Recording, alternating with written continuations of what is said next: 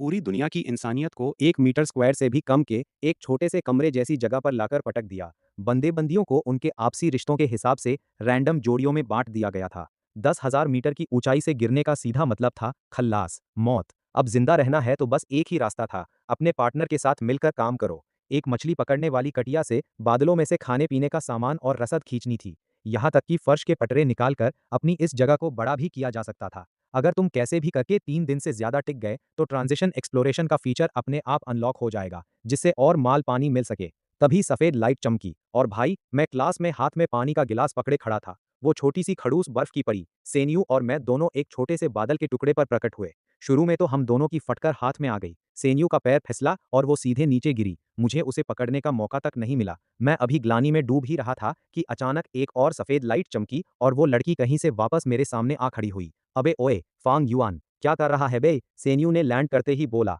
उसका बैलेंस बिगड़ा तो वो सीधे मेरी छाती से आ टकराई। उसका सीना मेरे हाथ से टच हो गया और उसका चेहरा एकदम लाल सुर्ख हो गया। बिना कुछ सोचे समझे उसने मुझे एक लात जड़ दी। मेरा बैलेंस भी बिगड़ गया और मैं भी सीधे फ्री फॉल में नीचे जाने लगा। लेकिन अगले ही सेकंड मैं वापस अपने उसी बादल के टुकड़े पर था। सिस्टम की वो ठंडी आवाज गूंजी, प्रोटेक्शन एक्टिवेटेड। 10 मिनट का प्रोटेक्शन पीरियड चालू है, गिरने से लाइफ कम नहीं होगी। मैंने अपने पैरों के नीचे के ब्लॉक को देखा, एकदम टुच्चा सा मिनी ब्लॉक, जिसे देखकर मेरा दिल बैठ गया। पूरी इंसानियत यहाँ पहुंच चुकी थी, रैंडम जोड़ियों में, और गिरने का मतलब था सीधा राम नाम सत्य। जिंदा रहने के लिए हमारे पास बस सिस्टम की दी हुई वो खटारा कटिया थी, जिससे बादलों से सामान निकालना था। ज्यादा बकचोदी मत कर। जब ये 10 मिनट खत्म हो जाएंगे ना और तू दोबारा गिरी तो सीधे कीमा बन जाएगी। मैंने अपने चेहरे से ठंडा पसीना पहुंचा, छटपटाती हुई सैनियों को पकड़ा और बोला, अगर जिंदा रहना है तो मेरी बात सुन, हमें बैठना पड़ेगा, नहीं तो बिना सेंटर ऑफ ग्रेविटी के कोई भी बादलों से सामान नहीं निकाल पाएगा। सैनियों इतनी डर गई थी कि उसकी टांगें कांप रही थीं। रोते रोते वो मेरी पीठ से पीठ सटाकर बैठ गई।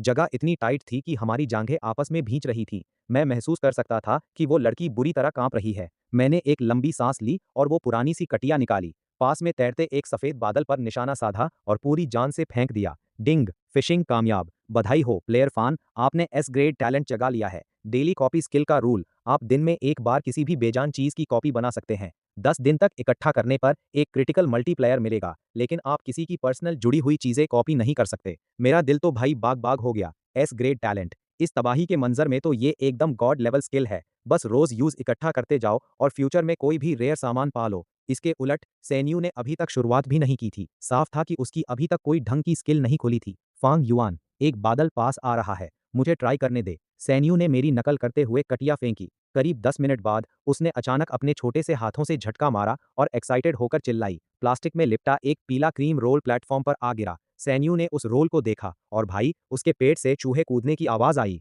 उसने थूक गटका और बड़े संकोच से मुझे देखा। फांग युआन, क्या तू अपना टैलेंट ट्राई करना चाहता है? मुझे बहुत तेज भूख लगी है यार। मैंने उस ब्रेड पर अपनी डेली कॉपी स्किल चला दी। सफेद लाइट चमकी और एक ब्रेड के दो हो गए। मैंने एक सैन्यू को दिया और दूसरा खुद खोला। मैंने उसमें से भी आधा हिस्सा तोड़कर उसे दे दिया और बाकी आधा बचा लिया। 10,000 मीटर की इस अंधी ऊंचाई पर यह मीठा क्रीम रोल खाना ही हमारी जिंदगी थी। मैंने अपने हाथ में आधा बचा हुआ क्रीम रोल देखा और मुझे थोड़ा अजीब लगा। ये छोटी सैन्यू स्कूल में तो हमेशा मेरे पीछे पड़ी रहती थी और टीचर के सामने मेरी चुगलियां करने में 1 मिनट नहीं लगाती थी। पर आज 10,000 मीटर की ऊंचाई की इस आफत में वो मुझे आधे से ज्यादा ब्रेड देने को तैयार थी। क्या घूर रहा है? जल्दी खा इसे। सेन्यू ने अपना मुंह फेर लिया। उसके कान एकदम लाल थे और वो गुस्से में तमतमाई हुई बोली, मुझे डर है कि कहीं तू भूखा ना मर जाए, फिर ये कटिया गायब हो जाएगी और मैं यहाँ अकेले मौत का इंतजार करती रह जाऊंगी। मैं बेशर्मों की तरह हंसा और ब्रेड का एक बड़ा सा बाइट लिया। भाई, क्या स्वाद था। फान युआन, वो जो तूने निकाला, डेली कॉपी, सच में काम करता है यार। सुनने में तो बड़ा धांसू लगता है,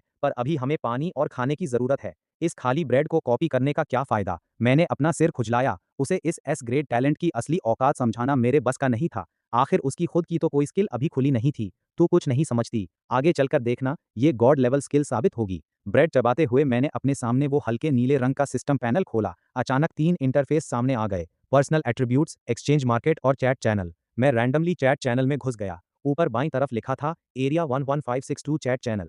तभी सिस्टम का अलर्ट आया, चैट चैनल को सैन्यू के साथ शेयर करें। शेयर करने के बाद आपकी बातें और हरकतें पूरे विलेज को रिप्रेजेंट करेंगी। पार्टनर की मर्जी लेना बेहतर है।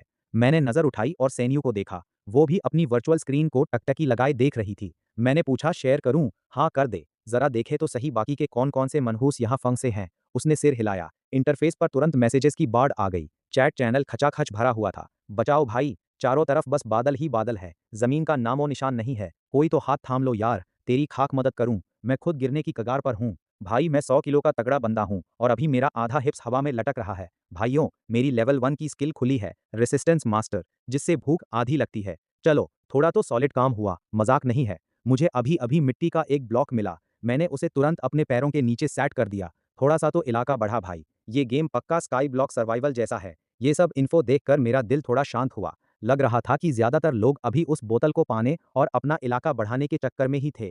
तभी लाओ वांग गोंग यू नाम के एक बंदे ने ऐसा मैसेज भेजा कि पूरा चैट बॉक्स ही हिल गया। अबे भाई, कसम से यकीन नहीं हो रहा, मेरी पार्टनर वो लड़की निकली जिससे मेरा पिछले 6 महीने से ऑनलाइन अफेयर चल रहा था। उसका नाम लिटिल स्वीटी था और फोटोज में एकदम मासूम परी जैसी लगती थी। पर भाई, जैसे ही मैंने यहाँ आंखें खोली, भैंस की टांग, वो 400 पाउंड 200 किलो की एक तगड़ी आंटी निकली। अब मैं गिरने से बचने के लिए बस उसकी पीठ पर लेटा हुआ हूँ। अगर उसने जरा सी भी करवट ली ना, तो मेरा पत्ता साफ है। किसको समझ आता है भाई? तुरंत ही बहुत सारे लोग उसकी बर्बादी पर खुश होने लगे। भाई शांति रख, आंटियों की डिफेंस बहुत तगड़ी होती है और क्या पता कोई 400 किलो का मॉन्स्टर आ जाए, सिर्फ उसके खाने के लिए कितने बादल गायब हो जाएंगे। वो खुद ही निपट लेगी, तू टेंशन मत ले। जब सब मजाक मस्ती कर रहे थे, तभी अचानक एक ठंडा और कड़क मैसेज आया। प्लेटफॉर्म पर बहुत ज्यादा भीड़ भाड़ हो रही थी। मैंने अपनी बंदी को नीचे धक्का दे दिया है। अब मैं अकेला 1 मीटर स्क्वायर में हूँ। मुझे बादलों की गड़गड़ाहट सुनाई दे रही है। फिर सब कुछ शांत हो जाता है। इसके बाद तो भाई गालियों की बाढ़ आ गई। साले दरिंदे, वो तेरी बंदी थी, तेरे जैसा बंदा अभी तक नीचे गिरकर मरा क्यों नहीं? मैसेज देखकर मेरे भी रोंगटे खड़े हो गए। मैंने अनजाने में ही अपने पास बैठी सैनियों की तरफ देखा। उसने अपना गला सिकोड़ लिया। उसकी आंखों में साफ साफ डर दिख रहा था। उसने अपने पैर मेरी तरफ खिसकाए। फांग युआन, तू भी मुझे नीचे धक्का देना चाहता है ना? मैंने अपनी आंखें घुमाई। अबे क्या सोच रही है तू? भले ही तू नॉर्मली बहुत पकाती है, पर तू मरने के लायक नहीं है और वैसे भी ज्यादा चांस इस बात के हैं कि तू मुझे धक्का दे देगी। मेरी क्या मजाल जो मैं तुझे हाथ भी लगाऊं। उसी टाइम चैनल पर एक और मैसेज आया। एक पुराने प्लेयर ने कहा, भाइयों, लड़कियों को कभी मत मारना। जो हुक कटिया है वो बंदे से लिंक्ड है। अगर लड़की मर गई तो उसका हुक भी गायब हो जाएगा। तुम रोज के 10 सप्लाई सोर्स खो दोगे। मुझसे मत पूछना कि मुझे कैसे पता। मैंने अभी अभी अपने पड़ोस के उस पागल को किसी को धक्का देते देखा है और उसका दूसरा हुक उसी टाइम टूट गया। ये मैसेज देखते ही सेन्यू और मैंने दोनों ने चैन की सांस ली। ये रूल बढ़िया था भाई। कम से कम शुरू के इस तंगी वाले टाइम में ये रूल सबको एक दूसरे को जान से मारने से रोकेगा। मैंने चैट चैनल बंद कर दिया और हमारे चारों तरफ फिर से वही कब्रिस्तान जैसा सन्नाटा छा गया। बस ऊंचाई की वो ठंडी हवाएं गरज रही थीं। तभी तेज नज्र वाली सेन्यू ने हमारी तरफ आते हुए एक सफेद बादल को देखा। वो बादल सीधा सेन्यू की साइड ही आ रहा था। उसने फुर्ती से हुक फेंका और पूरी श्रद्धा से अपनी आंखें बंद कर ली। पानी आ जाए, बस पानी आ जाए। डिंग, फिशिंग कामयाब। सूखी घास का एक गुच्छा मिला, फिशिंग कामयाब। गेहूं का एक बीज मिला, फिशिंग कामयाब। एक पुरानी प्लास्टिक की बोतल और एक तार का टुकड़ा मिला। हम दोनों उस घास के छोटे से गुच्छे और भूरे पीले से छोटे बीज को फटी आंखों से देखते रह गए। हम एकदम चुप हो गए। अबे इसका क्या करेंगे हम? यहाँ खेती करेंगे क्या? सेनियू की आवाज तो ऐसी हो गई जैसे वो अभी रो पड़ेगी। अगले 2 घंटे किसी टॉर्चर से कम नहीं थे। कोई दूसरा बादल तैरकर आया ही नहीं। सूरज सिर पर चढ़ चुका था, जिससे होंठ फट रहे थे। वो 1 मीटर स्क्वायर का भूरी मिट्टी का टुकड़ा धूप में पूरी तरह सूख चुका था। सेनियू और मैं पीठ से पीठ सटाकर बैठे थे। मेरे पैर एकदम सुन्न हो चुके थे, कोई फीलिंग ही नहीं बची थी। और सबसे अजीब बात ये थी कि सेनियू की जांग मेरी जांग से पूरी तरह चिपकी हुई थी। मैं फील कर पा रहा था कि वो बार बार अपनी पोजीशन चेंज कर रही थी, अपनी बॉडी को जोर जोर से हिला रही थी। फांग युआन, उसने मुझे बहुत धीरे से आवाज दी, जैसे कोई मच्छर भिनभिना रहा हो। क्या हुआ? वो, मुझे वॉशरूम जाना है। मैं तो भाई एकदम सन्न रह गया। अबे बहन, इस 1 मीटर स्क्वायर की जगह में तू कहाँ करेगी? क्या सीधे बाहर खाली हवा में? सैन्यू का चेहरा इतना लाल हो गया था कि लग रहा था अभी खून टपक पड़ेगा और वो अपने होंठों को जोर से चबा रही थी, अपने पेट को हाथों से दबाए हुए। वो ऐसी लग रही थी कि अब उससे 1 सेकंड भी बर्दाश्त नहीं होगा।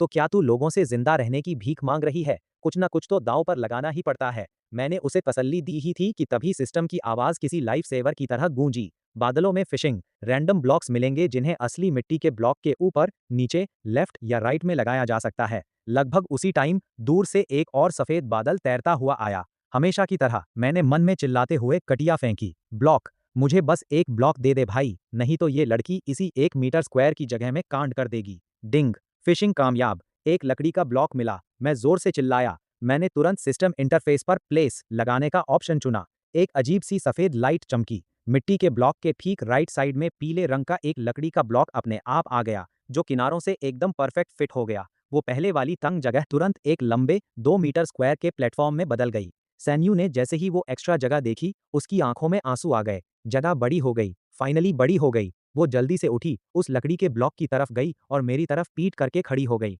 उसकी आवाज कांप रही थी, फांग युआन, अगर तूने मुझे 1 सेकंड के लिए भी देखने की हिम्मत की ना, तो मैं तेरी आंखें निकाल लूंगी। मैंने तुरंत अपना मुंह फेर लिया और बादलों के उस गहरे समंदर को देखते हुए मन में रटने लगा, नहीं देखना भाई, नहीं देखना। थोड़ी ही देर में पीछे से उसकी रुक रुक कर आती सांसों के साथ पानी की बूंदों के गिरने की आवाज आने लगी। अपनी इस नेचुरल नीड को पूरा करने के बाद सैन्यू पूरी तरह से थक चुकी थी। वो उस लकड़ी के पटरे पर ही ढह गई। मैंने भी लगे हाथ दूसरी साइड जाकर अपना काम निपटा लिया और प्लेटफॉर्म एकदम साफ हो गया। लेकिन मुसीबत अभी टली नहीं थी। पानी नहीं था, अभी भी पानी का नामो निशान नहीं था।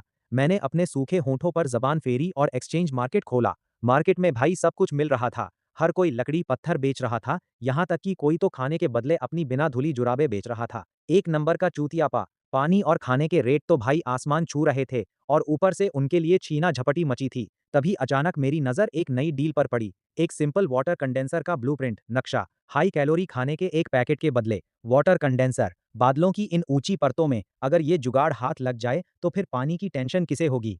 मैंने अपने सिस्टम वाले बैग में बचे हुए उस थोड़े से क्रीम रोल को देखा। ये वही राशन था जो सेन यू ने मेरे लिए छोड़ा था। मैंने अपने दांत भींचे। मैंने हिम्मत की और सीधे एक्सचेंज पर क्लिक कर दिया। एक सुनहरी लाइट चमकी और एक पुराना सा कागज का रोल मेरे हाथों में आ गिरा। सेन यू अपनी आंखें बड़ी बड़ी करके मेरे पास आई। तू पागल है क्या? वो हमारा आखिरी ब्रेड था। इस पुराने रद्दी कागज के लिए उसे क्यों दे दिया? मेरा दिल 1000 की स्पीड से धड़क रहा था। मैंने मन ही मन अपनी स्किल को एक्टिवेट करते हुए कहा, daily copy, target simple water condenser का ब्लूप्रिंट। Confirm copy confirm. एक जोरदार लाइट चमकी जिसे सिर्फ मैं देख सकता था। मेरे हाथ में जो कागज का रोल था वो गायब हो गया और उसकी जगह बिल्कुल एक जैसे दो रोल आ गए। मैंने उनमें से एक को तुरंत एक्सचेंज मार्केट पर दोबारा डाल दिया और प्राइस सेट किया। बदले में हाई कैलोरी खाने के 2 पैकेट चाहिए। ये सब करने के बाद मैंने अपने माथे का पसीना पोंछा और सेन्यू से मजाक करते हुए बोला, देख रही है, इसे कहते हैं रिसोर्स रिसाइकलिंग, माल का सही इस्तेमाल। अभी 5 मिनट भी नहीं हुए थे कि सिस्टम की घंटियां दनादन बजने लगी। जो रोल मैंने अभी अभी डाला था उसे किसी ने हाथों हाथ खरीद लिया और मेरे बैग में ब्रेड के 2 पैकेट आ गए, जिन्हें डिब्बाबंद मीट से भी बदला जा सकता था। ये देखकर सेन्यू तो भाई हक्की बक्की रह गई। तू सच में कॉपी कर सकता है भाई, गजब, एकदम अनबिलीवेबल। मैंने चौड़े होकर एक स्माइल दी और अपने हाथ वाले ब्लूप्रिंट को देखकर उस बिखरे हुए थोड़े बहुत सामान से जो मुझे अभी मिला था, प्लेटफॉर्म के कोने में एक देसी सा जुगाड़ सेट कर दिया। ये बेसिकली एक कीप जैसा ढांचा था, जिसके नीचे एक छोटी सी टूटी हुई बोतल लटकी हुई थी और बीच में उसे तार से बौधा गया था। 10,000 मीटर की ऊंचाई पर बादलों की जो नमी थी वो उसमें इकट्ठी होने लगी और थोड़ी ही देर में बोतल के किनारे से पानी की साफ बूंदें धीरे धीरे टपकने लगीं। पिक पिक। बोतल में उस साफ पानी को भरता देख सुबह से जो हमारे दिमाग की नसें फटी जा रही थी वो फाइनली थोड़ी शांत हुईं। उस 2 मीटर स्क्वायर के प्लेटफॉर्म पर मिट्टी के सहारे टिके हुए मैंने देखा कि पीले बादलों की एक परत धीरे धीरे हमारी तरफ तैरती हुई आ रही थी। उन बादलों के किनारों पर बिजली की हल्की हल्की सुनहरी चमक दिख रही थी। 10,000 मीटर की ऊंचाई पर चल रही गर्म हवा सीधे मुंह पर थपेड़े मार रही थी। तभी सिस्टम के नोटिफिकेशन की एक तीखी आवाज गूंजी और उस आत्मा जैसी ठंडी आवाज ने एरिया 41562 का डेटा बताया। फिलहाल का सर्वाइवल रेट 60% है। क्योंकि इस एरिया में मरने वालों का आंकड़ा बहुत ज्यादा नहीं है, इसलिए नए खिलाड़ियों को फेज वाइज रिवॉर्ड्स दिए जा रहे हैं। बचे हुए सभी दस्तों को रैंडमली 5 ब्लॉक्स और बेसिक सर्वाइवल ब्लूप्रिंट का एक पैकेट दिया जाता है। अपने इन्वेंट्री में चेक करें। मैं जैसे ही मुड़ा और उठने लगा, मेरी पीठ पर टिकी सो रही सेन्यू लगभग गिरने ही वाली थी। अरे फॉन्ग युआन, क्या कर रहा है यार? सेन्यू ने अपनी नींद से भरी आंखें मलते हुए मुझे गुस्से में देखा। मैंने उसकी तरफ ध्यान नहीं दिया और सीधे इन्वेंट्री खोली, जहां ब्लॉक्स के आइकन्स की एक पूरी लाइन हल्की हल्की चमक रही थी। मिट्टी का ब्लॉक 1, लकड़ी का ब्लॉक 1, जिससे 10 यूनिट लकड़ी मिल सकती थी, सोने का ब्लॉक 1, जिससे 10 यूनिट सोना मिल सकता था, जेड का ब्लॉक 1, जिससे 10 यूनिट जेड मिल सकता था, और पत्थर का ब्लॉक 1, जिससे 10 यूनिट पत्थर मिल सकता था। अच्छा, तो ये है वो मशहूर तंदूरी चिकन रिवॉर्ड जो 40% लोगों की बलि चढ़ने के बाद मिला है। हाथ में आए तो बस ये गिने चुने ब्लॉक्स। इस गेम की बेरहमी देखकर भाई मेरी रीढ़ की हड्डी में सिहरन दौड़ गई। अब रोना मत रो, ये देख, अपनी जमीन बड़ी होने वाली है, मैंने उसे इन्वेंट्री दिखाते हुए कहा। सेन्यू की आंखें तो भाई तुरंत चमक उठी और सोकर उठने का उसका सारा मूड खराब होना गायब हो गया। अरे जल्दी निकाल इसे। मैं इस 2 मीटर स्क्वायर की जगह से पक चुकी थी। यहाँ बंदा पैर तक नहीं फैला सकता था। मैंने सिर हिलाया और इंटरफेस पर क्लिक करके उन्हें लगाना शुरू कर दिया। सफेद लाइट चमकी और वो लंबा सा 2 मीटर स्क्वायर का प्लेटफॉर्म अब साइडों से फैलने लगा। मिट्टी का ब्लॉक लेफ्ट में जुड़ गया, लकड़ी का पीछे चला गया और सोने, जेड और पत्थर के ब्लॉक्स एक लाइन में सेट हो गए। एक ही पल में वो पिद्दी सी जगह जहां हम बस किसी तरह खड़े थे अब 7 मीटर स्क्वायर का एक छोटा मोटा प्लेटफॉर्म बन चुकी थी। भले ही सारा मटेरियल अलग अलग रंग का खिचड़ी जैसा लग रहा था, पर अब उस पर पैर रखने में पहले से कहीं ज्यादा सॉलिड फील हो रहा था। भाई अब मैं फाइनली यहाँ लेटकर लोटपोट हो सकती हूँ, सेन्यू ने बिना किसी शर्म हया के कहा। वो सीधे जेड वाले ब्लॉक पर लेट गई और उसकी ठंडक से मजे में अपनी आंखें मटकाने लगी। पर मैं उसकी तरह इतना बेफिक्र नहीं था। मैंने टाइम देखा, सुबह के 6:10 हो रहे थे। मेरी एस रैंक की डेली कॉपी वाली स्किल रीलोड हो चुकी थी, यानी एक चांस और बचा था। कल का कूल डाउन खत्म हो चुका था। मैंने अपने बैग में रखे एक्स्ट्रा ब्लूप्रिंट को देखा, सिंपल वाटर कंडेंसर का नक्शा। मेरा दिमाग रॉकेट की स्पीड से दौड़ने लगा। Daily copy, target simple water condenser का ब्लूप्रिंट, कॉपी कामयाब। मेरे हाथ में एक और ब्लूप्रिंट आ गया। मैंने सीधे उस कॉपीड ब्लूप्रिंट को मार्केट पर टांग दिया और साथ में एक तगड़ी सी लाइन चिपका दी, life saver offer, water condenser का नक्शा, रोज मुफ्त में पाओ 1000 ml एकदम प्योर पानी, प्यास से मरने का डर हमेशा के लिए खत्म। बदले में मुझे बस एक सिंथेसिस मटेरियल्स का सेट और एक एनर्जी क्रिस्टल चाहिए। जो लेट हुआ वो पछताएगा। भाई इसे पोस्ट करते ही मार्केट का पर्सनल चैट बॉक्स एकदम ब्लास्ट हो गया। गुरुजी प्लीज ये मेरे साथ एक्सचेंज कर लो। मैं और मेरी बहन एक दिन से बिना पानी के हैं। हमारे होठ फट चुके हैं और खून निकल रहा है। मेरे पास 100 यूनिट लकड़ी है, ऊपर वाले से बदल लो। अबे चल निकल यहाँ से। गुरुजी ने साफ बोला है कि उन्हें मटेरियल और एनर्जी क्रिस्टल चाहिए। तेरे पास है क्या वो? मैंने बहुत नाप तोल कर एक एक करके मैसेजेस चेक किए। तभी अचानक पाओशिन नाम की एक आईडी ने मेरा ध्यान खींचा। गुरुजी मेरे पास एनर्जी क्रिस्टल तो है, पर उतने मटेरियल्स और क्रिस्टल्स नहीं हैं जितने आप मांग रहे हो। अगर आप कहो तो मैं बाकी चीजें जोड़कर कमी पूरी कर सकती हूँ। मैंने मैसेज टाइप करके रिप्लाई किया, और क्या दे सकती है तू? उस बंदी ने तुरंत जवाब दिया, मेरे पास बिस्कुट का एक पैकेट है और 20 यूनिट लकड़ी है। मुझे पता है कि ये काफी नहीं है, पर ये एनर्जी क्रिस्टल मुझे अभी अभी एक सुनहरे बादल से मिला है। पूरे मार्केट में इसे कोई नहीं बेच रहा। मैंने थोड़ा सोचा, बात तो सही थी। एनर्जी क्रिस्टल सच में एक रेयर चीज थी। शायद आगे चलकर अपग्रेड करने में इसकी जरूरत पड़ती। चल तेरी ईमानदारी देखकर डील पक्की करते हैं। एक सुनहरी लाइट चमकी और एनर्जी क्रिस्टल मेरे हाथ में आ गया। उसी टाइम एक दूसरे लकी प्लेयर ने पूरा मटेरियल इकट्ठा करके मेरा दूसरा ब्लूप्रिंट भी उड़ा लिया। अब मेरा बैग खाने पीने सोने और लकड़ी से खचाखच भरा हुआ था। मैं अपनी हंसी रोक नहीं पाया। फांग युआन तेरी ये हंसी बड़ी चालू और शातिर लग रही है, सैन्यू ने मेरे पास आकर बड़े ताने मारते हुए कहा। अबे इसे बिजनेस माइंडसेट कहते हैं। अब इसी माल से हमारा वाटर कंडेंसर तुरंत अपग्रेड हो जाएगा। मैंने सिंथेसिस इंटरफेस खोला और बिल्ड पर क्लिक कर दिया। कोने में एक चकाचौंध करने वाली सफेद लाइट चमकी। पहले से ज्यादा मजबूत मेटल की कीप वाला एक बढ़िया डिवाइस वहां प्रकट हो गया। सिंपल वाटर कंडेंसर चालू हो चुका है। उम्मीद है कि ये हर घंटे 100 ml पानी देगा। भाई अपनी छोटी सी जिंदगी अब पटरी पर आ रही है, सैन्यू ने पानी की गिरती बूंदों को देखते हुए कहा। उसने एक्साइटेड होकर मेरा हाथ पकड़ लिया। अपनी बाह पर उसका वो सॉफ्ट टच महसूस करके भाई मेरा चेहरा लाल हो गया। मैंने 2 बार खांसकर उसका हाथ थोड़ा अलग किया। ज्यादा खुश मत हो, जरा सिस्टम का अलर्ट तो देख। हुआ यही था भाई, ग्लोबल अनाउंसमेंट दोबारा गूंज उठी थी। जब इस एरिया में लोगों की संख्या घटकर 50 करशम रह जाएगी तो सप्लाई वाले बादलों और ब्लॉक्स वाले बादलों के आने के चांस बहुत ज्यादा बढ़ जाएंगे। उसी के साथ एट्रीब्यूट वाले बादल, मॉन्स्टर्स, राक्षसों वाले बादल, जंगली जानवरों वाले बादल और दूसरे नए टाइप्स भी इस लिस्ट में शामिल हो जाएंगे। नए खिलाड़ियों का वो प्रोटेक्शन पीरियड अब खत्म होने वाला था। हवा में अचानक एक अजीब सा तनाव फैल गया। भाई पहले तो हमें बस नीचे गिरने से बचना था, पर अब तो यहाँ सीधे मॉन्स्टर्स आने वाले थे। लो भाई, एट्रीब्यूट गुण वाला बादल आ गया। सैन्यू ने दूर तैरते हुए एक बादल की तरफ इशारा किया। वो एक बड़ा सा नीले रंग का बादल था। हम दोनों ने एक साथ अपनी अपनी कटिया फेंक दी। डिंग, फिशिंग कामयाब, आपको मिला अटैक एट्रीब्यूट +1, हमले की ताकत में 1 पॉइंट की बढ़ोतरी। मैंने लगे हाथ अपना एट्रीब्यूट पैनल खोलकर चेक किया। नाम फांग युआन, पार्टनर सैन्यू, talent daily copy, S rank, life 98, attack 12, defence 13, speed 11, status थोड़ी सी भूख लगी है। भाई हालत काफी सीरियस थी। फिर मैंने सैन्यू का प्रोफाइल देखा। नाम सैन्यू, life B60, attack 7, defence 6, status थोड़ी शर्मीली और नर्वस है। ये देखकर मेरी आंख की कोर फड़क उठी। भाई ये लड़की तो हद से ज्यादा कमजोर थी। अटैक सिर्फ 7 और डिफेंस तो साले कागज से भी ज्यादा पतली। अगर कोई मॉन्स्टर राक्षस सामने आ गया तो ये तो पक्का एक ही शॉट में परलोक सिधार जाएगी। अबे क्या घूर रहा है ऐसी हे दृष्टि से?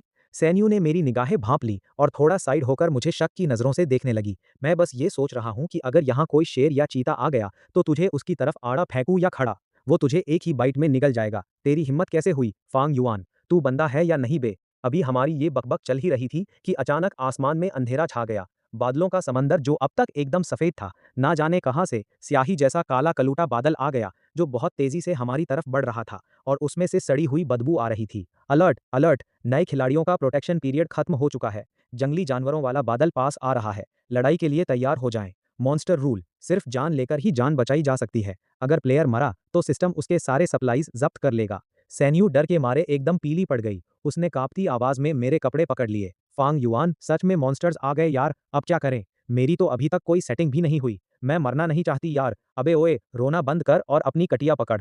मैंने रिवॉर्ड में मिले ब्लूप्रिंट का इस्तेमाल करके अपने बैग से लोहे का हथौड़ा निकाला। भाई, वो सोने से मढ़ा हुआ लोहे का हथौड़ा था, जिसका अटैक एट्रीब्यूट +5 था।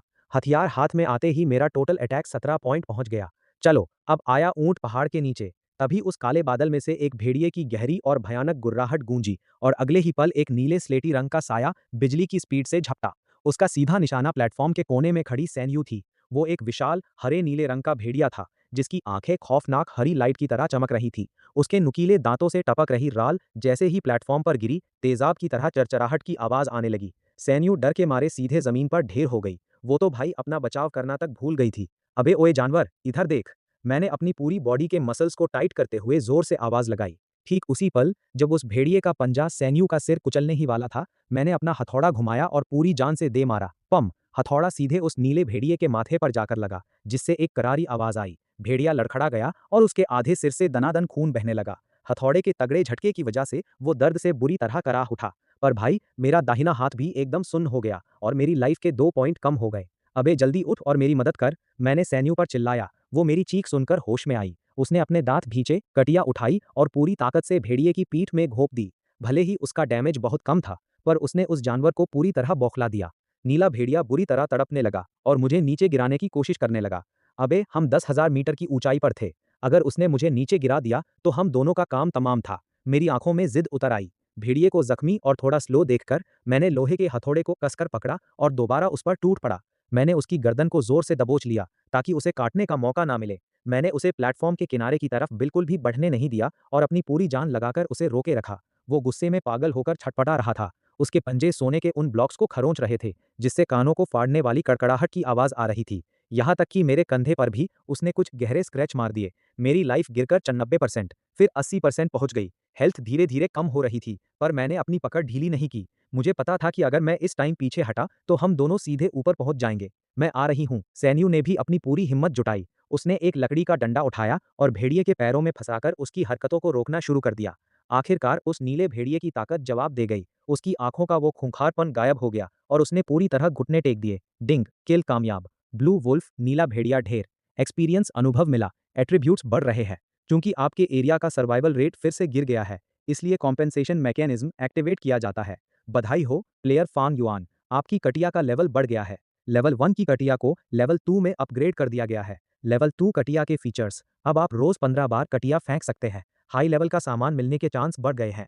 भेड़िए की बॉडी एक लाइट की तरह हवा में गायब हो गई और जमीन पर भेड़िए के मीट के 2 टुकड़े छोड़ गई, जो चांदी की तरह चमक रहे थे। साथ में एक बिल्कुल काले रंग का कोर भी था। भेड़िए का मीट, इसे खाने से भूख पूरी तरह मिट जाएगी और कुछ टाइम के लिए ताकत में 1 पॉइंट बढ़ जाएगा। Basic energy core. प्लेटफॉर्म को अपग्रेड करने और हाई लेवल टूल्स बनाने के लिए सबसे जरूरी मटेरियल।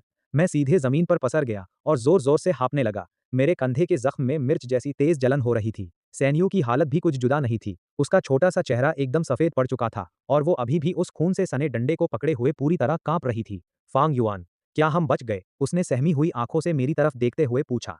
मैंने अपने चेहरे का ठंडा पसीना पोंछा और अपने हाथ में मौजूद लेवल 2 की कटिया को देखा, जो सफेद लाइट से चमक रही थी। ये तो बस शुरुआत है भाई। मैं उठ खड़ा हुआ और हमारे चारों तरफ मंडराते हुए तूफानी बादलों को देखने लगा। नए खिलाड़ियों का टाइम खत्म हो गया है।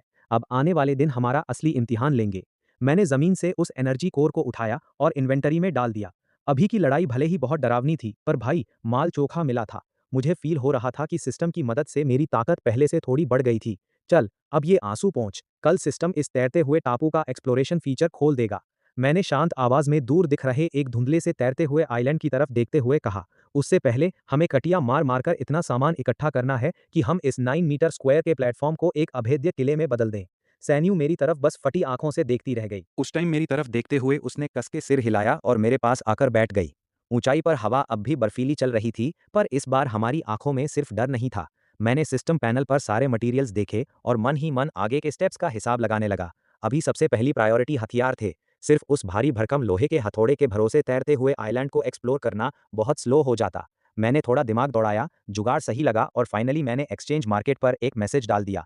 500 ml एकदम प्योर पानी के बदले 10 सोने के मेटल ब्लॉक्स चाहिए। भाई, मैसेज भेजने की देर थी कि पर्सनल चैट बॉक्स एकदम ब्लास्ट हो गया। इस टाइम पर साफ पानी मार्केट की सबसे तगड़ी करेंसी बन चुका था। लकड़ी और पत्थर के भाव तो आसमान छू रहे थे। देखते ही देखते दो आइलैंड वाले बंदे उस आधा लीटर पानी के लिए आपस में मरने मारने पर उतारू हो गए। खैर एक्सचेंज पूरा हुआ और मेरे हाथ में 10 सोने के मेटल ब्लॉक्स आ गए। मैंने बिना टाइम गंवाए सीधे क्राफ्टिंग इंटरफेस खोला और गोल्डन मेटल डैगर, सोने की छुरी सेलेक्ट कर ली। Golden metal dagger, attack +5, attack speed एकदम रॉकेट। हाथ में उसकी ठंडी बनावट फील करके मेरा कॉन्फिडेंस काफ़ी बढ़ गया। मैं अभी सोच ही रहा था कि क्या आज की डेली कॉपी वाली स्किल इसी डैगर पर चला दूं ताकि डिफेंस के लिए एक और छुरी मिल जाए, कि तभी अचानक कानों में एक नोटिफिकेशन गूंजा। डिंग! पास में ही एक कलेक्ट करने लायक रिसोर्स मिला है। ब्लू वुल्फ मीट, नीले भेड़िए का मांस। मैंने नज़र उठाई तो ये वही जगह थी जहां कल वो नीला भेड़िया ढेर हुआ था। जमीन पर अभी भी वो खून से सनी चीज पड़ी हुई थी। मैंने छुरी उठाई, पास गया और सीधे हार्वेस्ट इकट्ठा करना का ऑप्शन चुना। इस तबाही के मंजर में मीट मिलना भाई सोने से भी ज्यादा कीमती था। Harvesting progress 10%, 50%, 100%। 10 मिनट बाद फाइनली कलेक्शन पूरा हुआ और वो भेड़िए के मांस का ढेर एक सफेद लाइट के साथ जादुई तरीके से गायब हो गया। मिला ब्लू वुल्फ मीट टाइम्स 30, भेड़िए की हड्डी टाइम्स 10, भेड़िए का नुकीला दांत टाइम्स 10 और भेड़िए की खाल टाइम्स 1। हाथ में ये भारी और कीमती कच्चा माल देखकर मैं सब समझ गया। मैंने पहले खाल और दांतों को संभाल कर रखा और फिर तुरंत आज की अपनी एस रैंक स्किल एक्टिवेट कर दी। Daily copy, target golden metal dagger, copy कामयाब। मेरे हाथ में एक और गोल्डन मेटल डैगर आ गया। मैंने वो नई कॉपीड छुरी सीधे सेन्यू की तरफ बढ़ा दी, जो बार बार अपने हाथ आगे बढ़ा रही थी। ये ले तेरे लिए, इसे कस के पकड़ियो, हाथ से छूटने ना पाए। सेन्यू ने डैगर हाथ में लिया। वो 1 सेकंड के लिए सन्न रह गई, फिर उसने अपना एट्रीब्यूट पैनल चेक किया। वो उसी टाइम खुशी से चीख उठी, फांग युआन, मेरा अटैक 5 पॉइंट बढ़ गया यार। अब मेरा टोटल अटैक 11 हो गया है। वो एक्साइटमेंट में छुरी को ऐसे हवा में लहराने लगी कि भाई बस मेरे हाथ पर लगते लगते बची। मैंने उसकी बकवास पर ध्यान नहीं दिया और खुद अपनी इन्वेंट्री का माल चेक करने लगा। इन्वेंट्री में सिर्फ 20 स्लॉट्स जगह थे और अब वो 1/3 भर चुकी थी। ब्लू वुल्फ मीट, इसे खाने से 10 पॉइंट लाइफ बढ़ेगी और भूख तुरंत गायब हो जाएगी। नोट: कच्चे मांस में पैरासाइट्स कीड़े हो सकते हैं, जिससे हल्की दस्त डायरिया की शिकायत हो सकती है। मैंने थोड़ा मुंह बनाया पर फिर भी एक टुकड़ा सेन्यू की तरफ बढ़ाया। थोड़ा सा खा ले, टेंशन मत ले सेन्यू। खून से सना वो कच्चे मांस का टुकड़ा देखते ही उसका छोटा सा चेहरा एकदम सफेद पड़ गया। उसका हाथ हवा में ही कांपने लगा। अबे क्या कच्चा खाएंगे अब? भूख के मारे उसका पेट तो गुड़गुड़ा रहा था, पर खून से लथपथ इस खाने को निगलना उसकी बर्दाश्त के बिल्कुल बाहर था। सिस्टम बोल रहा है कि इससे दस्त लग जाएंगे फार्म युआन, और अगर मुझे दस्त लग गए और तूने उसकी आवाज़ सुन ली तो। ये बोलते बोलते उसका चेहरा शर्म के मारे गर्दन तक लाल हो गया। उसने अपने दोनों हाथों से अपनी फ्रॉक को कसकर पकड़ रखा था। भाई मैं समझ रहा था कि वो क्या सोच रही है। इस पिद्दी से प्लेटफॉर्म पर अगर उसे सच में दस्त लग जाते तो भाई हम आगे एक दूसरे को मुंह दिखाने लायक नहीं रहते। अबे डर क्यों रही है? कल हमें स्काई आइलैंड एक्सप्लोर करने के लिए उतरना है। अगर ढंग से नहीं खाएगी तो मॉन्स्टर्स से लड़ने की ताकत कहाँ से आएगी? बिना ज्यादा नौटंकी किए मैंने भेड़िए के मांस को अलाव की आग पर थोड़ा सा सेंका ताकि उसकी बिसांध, खून की बदबू कम हो जाए। फिर मैंने एक बड़ा सा बाइट लिया। भले ही वो पूरी तरह पका नहीं था, पर आने वाले खतरे से निपटने के लिए बॉडी में जान लाना जरूरी था। आखिर में भूख के मारे बेहाल होकर उसने भी अपनी आंखें बंद की और ऐसा मुंह बनाया जैसे सूली पर चढ़ने जा रही हो, और मीट खा लिया। भुना हुआ भेड़िए का मीट खाकर जब हमारा पेट भर गया तो हम दोनों प्लेटफॉर्म पर बैठकर एक दूसरे को ताकने लगे। सेन्यू अचानक मुझे घूरते हुए बोली, फांग युआन, चल मार्केट से तौलिया और साबुन का जुगाड़ करते हैं यार। मुझे लग रहा है कि अगर मैं जल्दी नहीं नहाई तो मॉन्स्टर्स तो बाद में मारेंगे, मैं खुद अपनी बदबू से पहले मर जाऊंगी। मैंने एक ठंडी सांस ली और बेबसी से उसे देखा। बहन, ये सर्वाइवल गेम चल रहा है, कोई वैकेशन नहीं है। यहाँ रोज का इतना कम पानी मिल रहा है कि पीने तक का पूरा नहीं पड़ता, और तुझे नहाने की सूझ रही है। सैन्यू ने मायूस होकर अपना सिर झुका लिया और फिर कुछ नहीं बोली। हवा में अब पसीने और खून की एक हल्की सी गंध तैर रही थी। अगला दिन आया, चौथा दिन। आसमान एकदम मटमैला सा था। हम दोनों प्लेटफॉर्म के कोने में बैठे थे। दोनों के हाथ में कच्चे मांस का टुकड़ा था और चेहरे एकदम उतरे हुए थे। फार्म युआन, नाश्ते में भी ये कच्चा माल ही चबाना पड़ेगा क्या? तो और क्या करूं? पिछले 2 घंटे से लकड़ी रगड़ रगड़ कर देख ली, आग की एक चिंगारी तक नहीं निकली। मैं भी अंदर से पूरा फ्रस्ट्रेट हो चुका था। चैट पर लोग कह रहे थे कि अगर पका हुआ खाना चाहिए तो या तो कुछ तोड़कर ढूंढो या फिर भट्टी का ब्लूप्रिंट लाओ। भट्टी बनाने के लिए 10 सामग्रियां और एक एनर्जी क्रिस्टल चाहिए था। मटेरियल तो चलो मिल जाता, पर भाई मार्केट में उस ब्लूप्रिंट के रेट इस टाइम आसमान छू रहे थे। हम अभी उल्टी रोकने की कोशिश करते हुए किसी तरह अपना नाश्ता खत्म ही कर रहे थे कि अचानक आसमान में एक बहुत बड़ा अनाउंसमेंट गूंजा। सभी खिलाड़ियों को 3 दिन तक जिंदा रहने की बहुत बहुत बधाई। नए खिलाड़ियों का प्रोटेक्शन पीरियड अब पूरी तरह खत्म हो चुका है। आज से फ्लोटिंग आइलैंड एक्सप्लोरेशन का फीचर एक्टिवेट किया जा रहा है। अब सभी प्लेयर्स का ब्लॉक प्लेटफॉर्म बिना किसी नियम के हवा में तैरने लगेगा। अलग अलग रिसोर्सेज वाले तैरते हुए आइलैंड्स हवा में प्रकट होंगे। कृपया उन पर लैंड करने के लिए तैयार हो जाएं। कुछ ज़रूरी बातें नोट कर लो भाई। पहली बात, तैरते हुए आइलैंड्स अलग अलग साइज के होंगे, जिनमें माल पानी रिसोर्सेज के साथ साथ तगड़े खतरे भी होंगे। दूसरी बात, जब आपका ब्लॉक प्लेटफॉर्म किसी तैरते हुए आइलैंड के पास पहुंचेगा तो वहां रुकने का टाइम आइलैंड के साइज के हिसाब से अलग अलग होगा। तीसरी बात, भाई प्लेटफॉर्म के रवाना होने से पहले हर हाल में वापस आ जाना। अगर टाइम पर वापस नहीं आए तो वो फ्लोटिंग आइलैंड एकदम फ्रीज जम हो जाएगा और प्लेयर सीधा नीचे पाताल में गिरेगा। और हाँ, अगर आइलैंड पर ज्यादा देर बकचोदी काटी तो बहुत ही भयानक कांड हो जाएगा। बाकी गुड लक भाइयों, जैसे भी हो जिंदा बचो। अनाउंसमेंट खत्म होते ही भाई पैरों के नीचे का प्लेटफॉर्म इतनी जोर से हिला कि पूछ मत। कसम से वो एकदम रॉकेट की स्पीड से भागने लगा। अब हुआ क्या कि सैन्यू किनारे के बहुत पास खड़ी थी, उसका बैलेंस बिगड़ा और वो चिल्लाती हुई सीधे बादलों के समंदर में नीचे गिरी। भाई मेरी तो धड़कन ही रुक गई। मैंने फुर्ती से अपनी बॉडी आगे स्ट्रेच की और लपक कर उसकी कलाई पकड़ ली। इधर आ साले, मैंने मन ही मन जोर लगाया, अपने डोले खींचे और उसे एक झटके में वापस खींचकर अपनी छाती से चिपका लिया। वो डर के मारे मेरे गले से ऐसे लिपट गई जैसे कोई छोटा बच्चा हो और थोड़ी देर तक तो भाई थर थर कांपती रही। हम दोनों में से कोई कुछ नहीं बोला। माहौल इतना अजीब और ऑकवर्ड हो गया था कि मैंने फटाफट उसे खुद से दूर किया। मैंने 2 बार खांस कर माहौल हल्का किया, चल अब तमीज से बैठ जा। बादल तैरते हुए पास आ रहे थे। हम दोनों बड़े तालमेल के साथ वापस सेंटर में बैठ गए और जैसे ही प्लेटफॉर्म आगे फिसला हमने अंधाधुंध कटिया फेंकनी शुरू कर दी ताकि कुछ रसद पानी हाथ लग सके। भाई किस्मत ने पूरा साथ दिया। हमें 10 मटेरियल्स और भुने हुए मीट के 3 लंच बॉक्स बेंटो मिल गए। उस लंच बॉक्स को देखकर मेरे मुंह में पानी आ गया, पर मैंने अपने जज्बातों पर काबू रखा। एक डिब्बा सैनियों को दिया और बाकी दोनों दोपहर के लिए संभाल कर रख लिए। इसके बाद मैंने फिशिंग करके लकड़ी के कुछ पटरे और पत्थर के ब्लॉक्स निकाले। मैंने उन ब्लॉक्स को एक एक करके सेट किया और हमारा प्लेटफॉर्म फाइनली बढ़कर 4x4 का हो गया। टोटल 16 मीटर स्क्वायर की जगह। अब लग रहा था कि हाँ, कोई ढंग की जगह है। ठीक उसी टाइम सामने एकदम चटक हरा रंग दिखाई दिया। भाई वो असली जमीन थी। हम उसके बिल्कुल सामने पहुंच चुके थे। गुप्त खजाना, हरी बेलों वाला आइलैंड। आइलैंड का एरिया 102,539 मीटर स्क्वायर। रुकने का टाइम 5 घंटे। उल्टी गिनती 0 होने से पहले प्लेटफॉर्म पर वापस आना लाजमी है, वरना ये आइलैंड ताश के पत्तों की तरह बिखर जाएगा। जैसे जैसे प्लेटफॉर्म पास आ रहा था, मुझे नारियल के घने पेड़ और हर तरफ फैली हुई बेलें साफ दिखाई दे रही थीं। मैंने फिशिंग से मिली एक्स्ट्रा लकड़ी निकाली और फटाफट एक लकड़ी की कुल्हाड़ी तैयार कर ली। उसे पीठ पर टांगा और हाथ में वही सोने लोहे वाली छुरी पकड़ ली। मैंने सैन्यू को हिदायत दी, अपनी वो खाली बोतल उठा ले। इस आइलैंड पर पक्का मीठा पानी मिलेगा।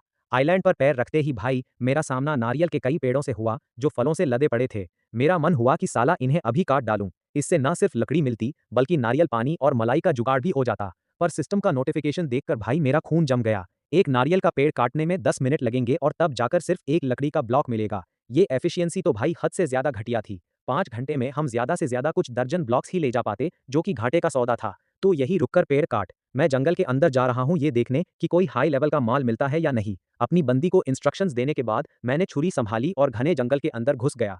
अंदर लाइट बहुत डिम थी और हर तरफ से गीली मिट्टी की सड़ी हुई बदबू आ रही थी। मैं अभी थोड़ी ही दूर चला था कि एक झाड़ी में मुझे ब्लूबेरीज का एक बहुत बड़ा ढेर मिल गया। जंगली ब्लूबेरीज, इन्हें इकट्ठा करके खाने में स्वाद एकदम कड़क आता है। मेरे हाथ भाई रोबोट की स्पीड से चलने लगे। मैंने 60 से ज्यादा ब्लूबेरीज साफ कर दी। पहले तो मैंने दबाकर 10 जिन करीब 5 किलो खुद ठूंस ली और बाकी सारी इन्वेंट्री के स्लॉट में डाल दी।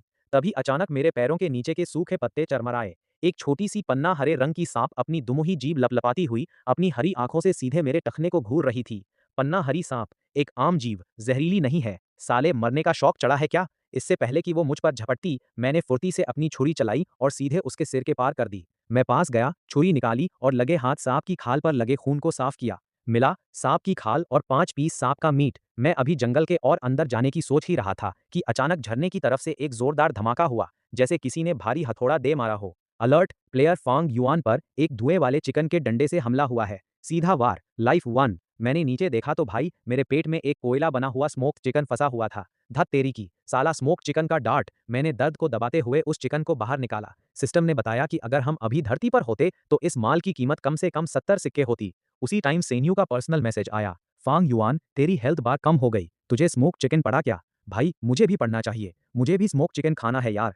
अबे ओए चूतिया है क्या तू? यहाँ जंगली घूम रहे हैं। मैंने जैसे ही मैसेज का रिप्लाई किया, पेड़ों के बीच से लंबे लंबे हाथ पैर वाला एक अजीब सा बंदा कूदकर सामने आ गया। उसके हाथ में एक नुकीली लकड़ी का भाला था और उसकी आंखों में सिर्फ और सिर्फ लालच और जान लेने का भूत सवार था। वो साला बंदर से भी तेज भाग रहा था। जंगली momo, life 140, attack by 6, speed 12। भाई वो मुझसे भी ज्यादा तेज था। मैं अपनी जान बचाकर वहां से भागा और मन ही मन इस आइलैंड के मॉन्स्टर्स को गालियां देने लगा। भाई ये तो बिल्कुल भी साइंटिफिक नहीं है। वो जंगली मेरे पीछे पागलों की तरह चिल्लाता हुआ आ रहा था और मेरा पीछा छोड़ने का नाम ही नहीं ले रहा था। जंगल के ऊबड़-खाबड़ रास्ते का फायदा उठाकर मैं किसी तरह उसके वार से बच रहा था। तभी अचानक सूखे पत्तों से ढकी हुई जमीन नीचे धंस गई। भाई साहब, मैं सीधे 3-4 मीटर गहरे एक गड्ढे में जा गिरा। अलर्ट! गिरने के डैमेज की वजह से आपकी लाइफ अब सिर्फ 25 पॉइंट बची है। उस जंगली ने गड्ढे के मुंह पर 2-4 चक्कर काटे। जब मैं उसे नहीं दिखा तो वो चिढ़कर वहां से चलता बना। मैंने गिरने की वजह से अपने दुखते हुए कूल्हे को मला और जैसे ही मैं बाहर निकलने लगा, मेरी नज़र साइड में पड़ी एक चीज़ पर गई। गुफा के कोने में एक चांदी की चमक दिखाई दे रही थी। एक सिल्वर चेस्ट, चांदी का संदूक, जिसके अंदर सरप्राइज भी हो सकता था और कोई खतरा भी। दिल एकदम धक-धक कर रहा था। मैंने आगे बढ़कर उसका ढक्कन उठा दिया। एक चकाचौंध करने वाली लाल लाइट सीधे मेरी आंखों पर पड़ी। मिला लोहे की तलवार, ब्रॉन्ज लेवल, अटैक प्लस 25। मिले हीलिंग ग्लव्स, मिला 20 सोने का मेटल, 20 खाना, 10 ब्रेड और 10 बोतब एकदम प्योर पानी। मैंने उस लोहे की तलवार को देखा जिसमें से एकदम कातिलाना ठंडी चमक निकल रही थी। मैं तो भाई सुन रह गया। अगर मैं अपने बेसिक्स एट्रीब्यूट्स को इसमें जोड़ दूं तो मेरा टोटल अटैक सीधा 37 पॉइंट पर जा पहुंचा। अब वो जंगली कहाँ है बे? तेरे दादा वापस आ गए हैं। मैं गड्ढे की दीवार पकड़कर ऊपर चढ़ा और मैंने देखा कि वो जंगली पास में ही मंडरा रहा था और अपनी अजीब सी भाषा में कुछ बड़बड़ा रहा था। जैसे ही उसने मुझे देखा, वो गुस्से में दहाड़ा और उसने एक और स्मोक्ड चिकन का डार्ट फेंक कर मारा। मेरी लाइफ और कम हो गई। अब मुझसे बर्दाश्त नहीं हुआ भाई। मैंने दोनों हाथों से लोहे की तलवार को कसकर पकड़ा और एक जबरदस्त जंप मारकर सीधे उसके माथे पर कटिंग शॉट दे मारा। उस जंगली ने बचने की कोशिश की पर तलवार की रेंज बहुत ज्यादा थी। उस एक ही वार ने उसका पेट फाड़ दिया। मैंने लगातार 3 वार किए और हर वार के साथ सफेद लाइट चमक रही थी। वो जंगली चीखा और उसने मेरे सीने पर एक जोरदार घूंसा मारा, जिससे मैं दूर जाकर गिरा। पर भाई, मैंने अपने दांत भींचे और दोबारा उस पर टूट पड़ा। मैंने अपनी तलवार पूरी जान से सीधे उसकी गर्दन में घोंप दी। डिंग! आपने माइमिन को ढेर कर दिया। Experience plus 3। जंगली का सिर कटकर जमीन पर गिरा और एक सफेद लाइट के साथ हवा में गायब हो गया। ठीक उसी टाइम हाँ पति कांपती हुई सेन्यू भी वहां पहुंच गई। जमीन पर बिखरा खून और मेरे हाथ में वो भारी भरकम तलवार देखकर वो एकदम शौक में आ गई।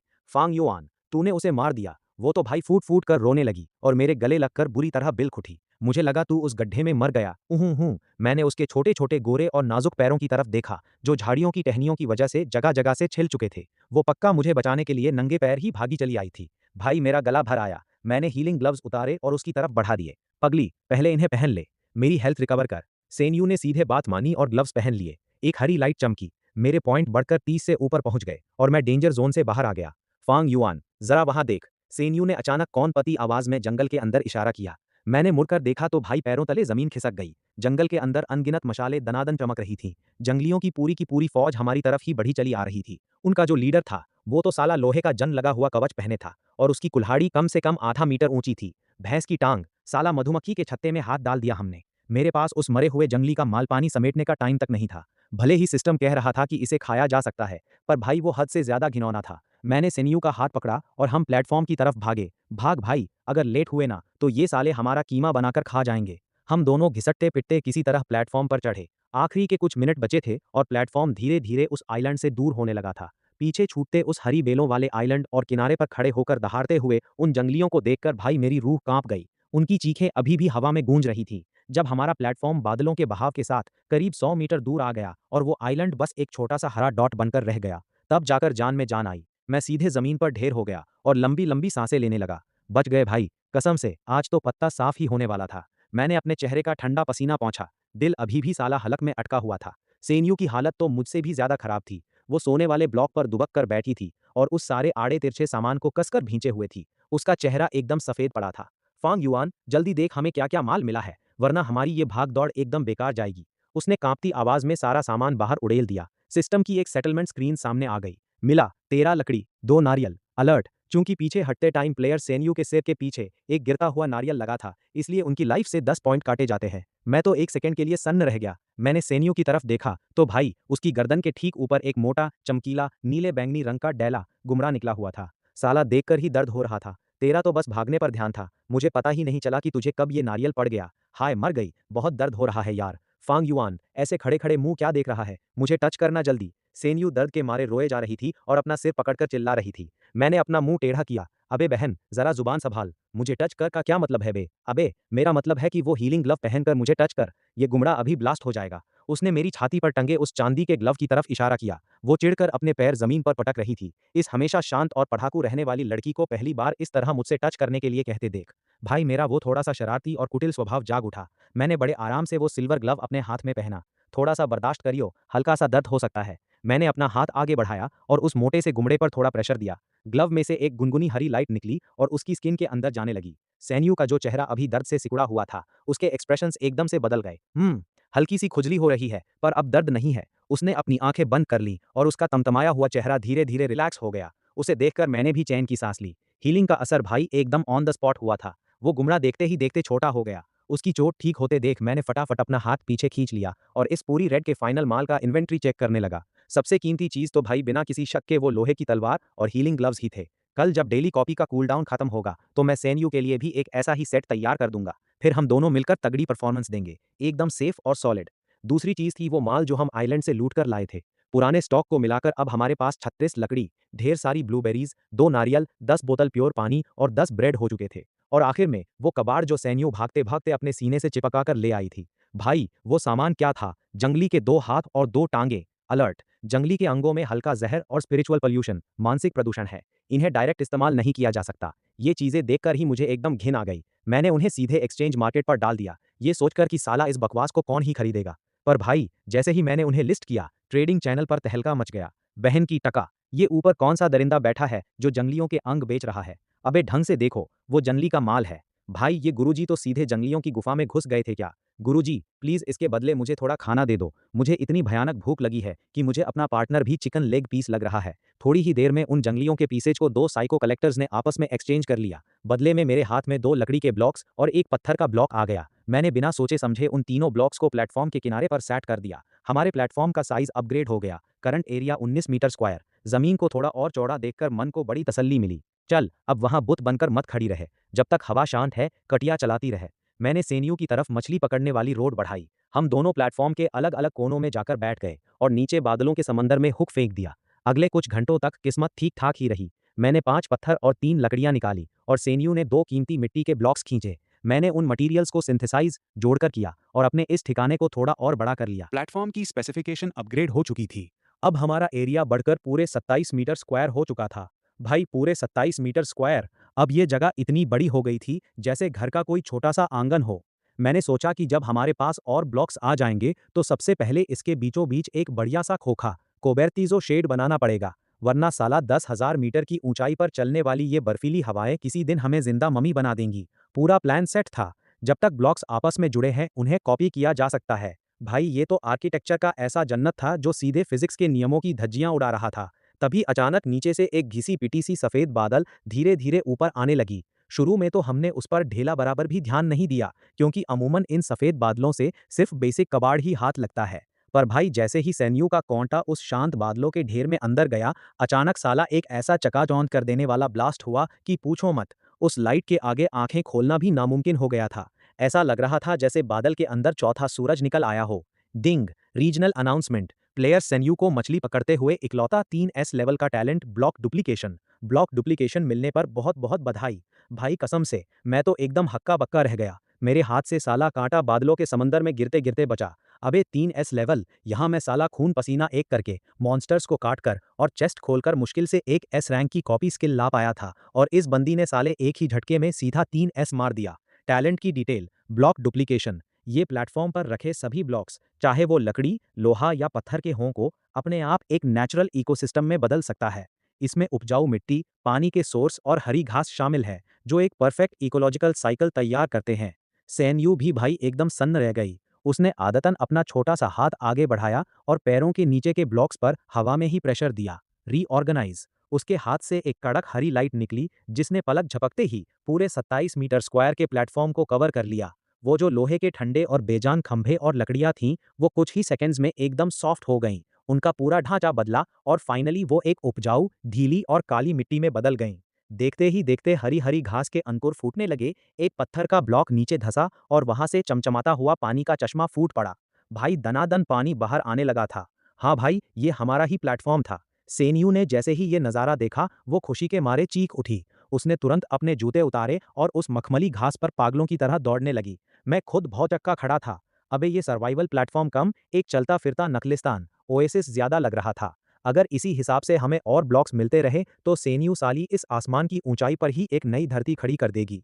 अब से हमारे पास ना सिर्फ पीने के पानी की भरमार होगी, बल्कि हम अनाज उगा सकते हैं, मुर्गे मुर्गियां पाल सकते हैं और यहाँ तक कि नदियाँ और झीलें भी बना सकते हैं। मैं अभी मन ही मन एक तगड़ा जमींदार बनने के सपने देख ही रहा था कि अचानक कानों में एक बहुत ही अजीब आवाज़ पड़ी। इतनी ऊंचाई के सन्नाटे में किसी मोटर के वाइब्रेशन की आवाज़, भाई बहुत ही चुभने वाली थी। मेरी आंखें तुरंत ठंडी हो गईं। मैंने एक झटके में जंप मारी और मेरी पीठ पर टंगी उस लाल चटक लोहे की तलवार के दस्तेंती पर मेरा हाथ पहुंच गया। सेन्यू, बकचोदी बंद कर, कुछ आ रहा है हमारी तरफ। दूर के बादलों को चीरती हुई एक बहुत बड़ी परछाई हमारी तरफ रॉकेट की स्पीड से बढ़ी चली आ रही थी। वो करीब 20 मीटर स्क्वायर का एक प्लेटफॉर्म था जिस पर अजीब अजीब रंगों के लकड़ी के पटरे ठुके हुए थे।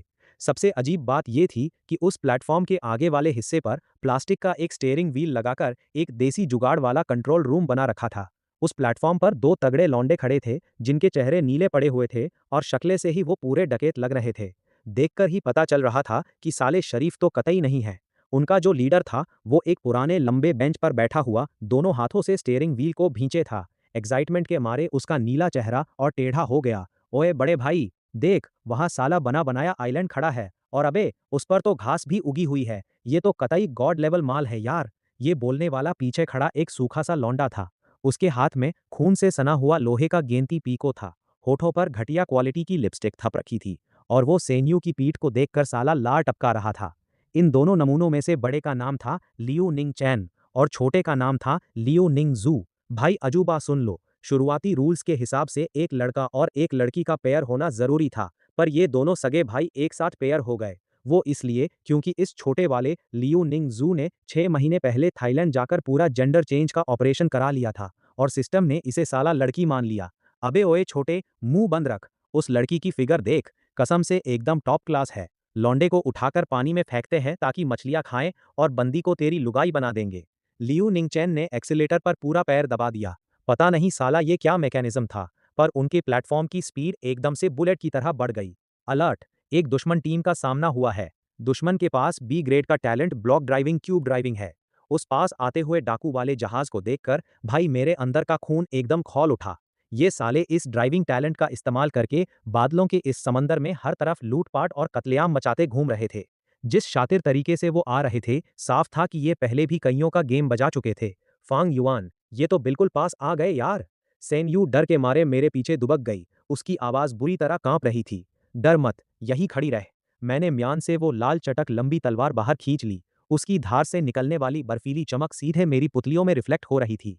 यहाँ आने से पहले भाई मैंने कभी किसी को मारने के बारे में सपने में भी नहीं सोचा था, पर साला इस 10,000 मीटर की ऊंचाई पर सिर्फ जंगल का कानून चलता है, या तो मारो या खुद मर जाओ। अगर मैं इसका गेम नहीं बजाऊंगा तो ये साला मुझे नीचे फेंक देगा और मैं नीचे गिरकर सीधे कीमा बन जाऊंगा। मेरा इलाका चाहिए साले को, अपनी जान देकर कीमत चुका फिर।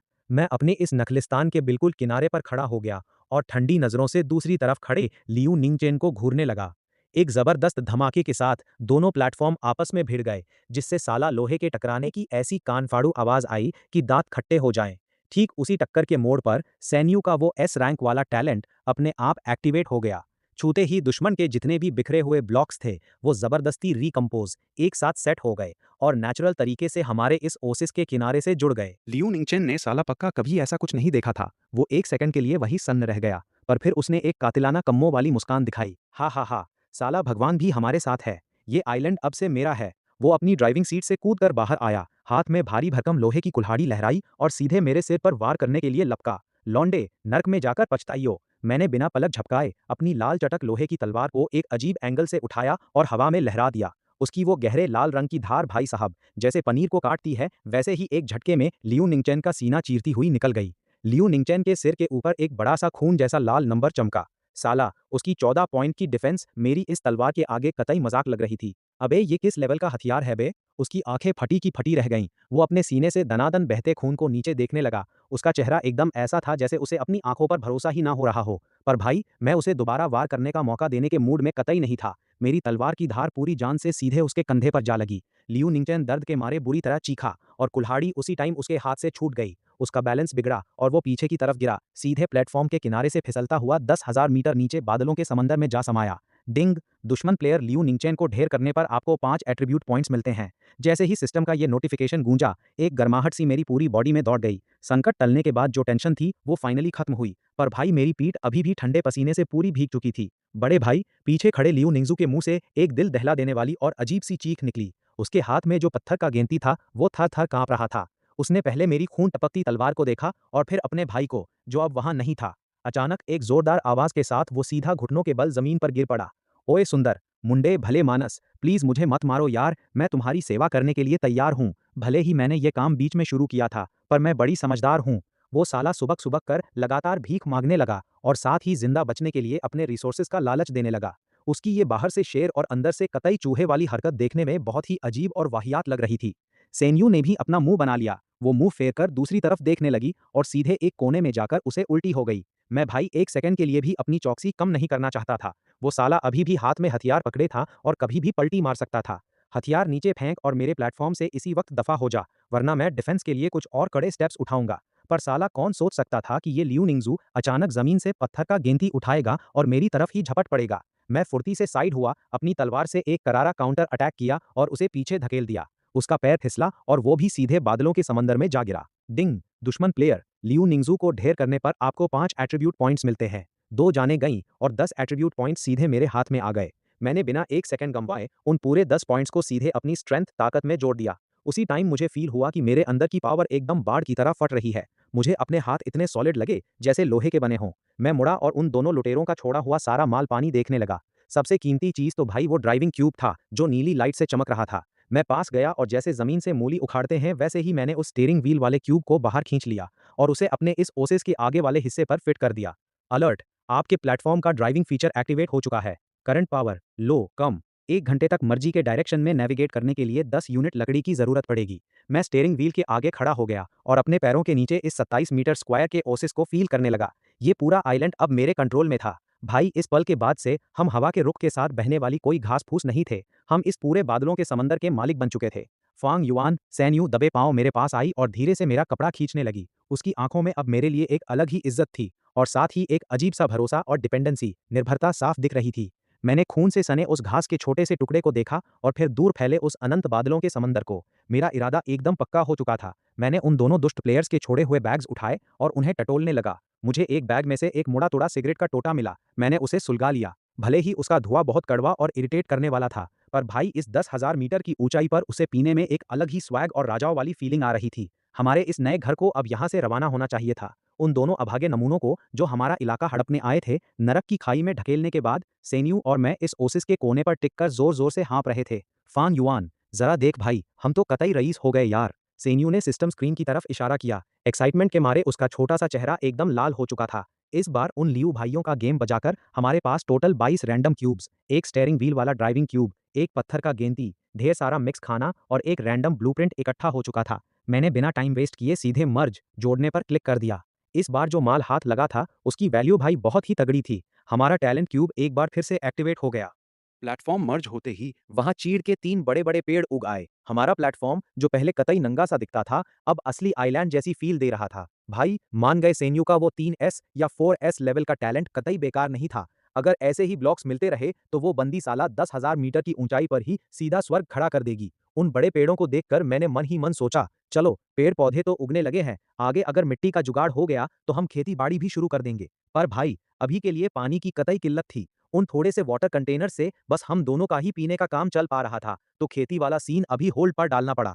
अगला आइटम मिला, पुराना पत्थर का गेंती। एट्रीब्यूट्स अटैक +7, कलेक्ट करने की एफिशिएंसी 10% बढ़ जाएगी। चलो ये भी कतई माशाल्लाह चीज थी, जब भी किसी आइलैंड पर उतरेंगे तो माइनिंग के काम आएगी। इसके अलावा एक रैंडम ब्लूप्रिंट नक्शा भी मिला था, जो मैंने सीधे सेन्यू को पकड़ा दिया। इस बंदी की किस्मत भाई हमेशा मेरे से 2 कदम आगे ही रहती है।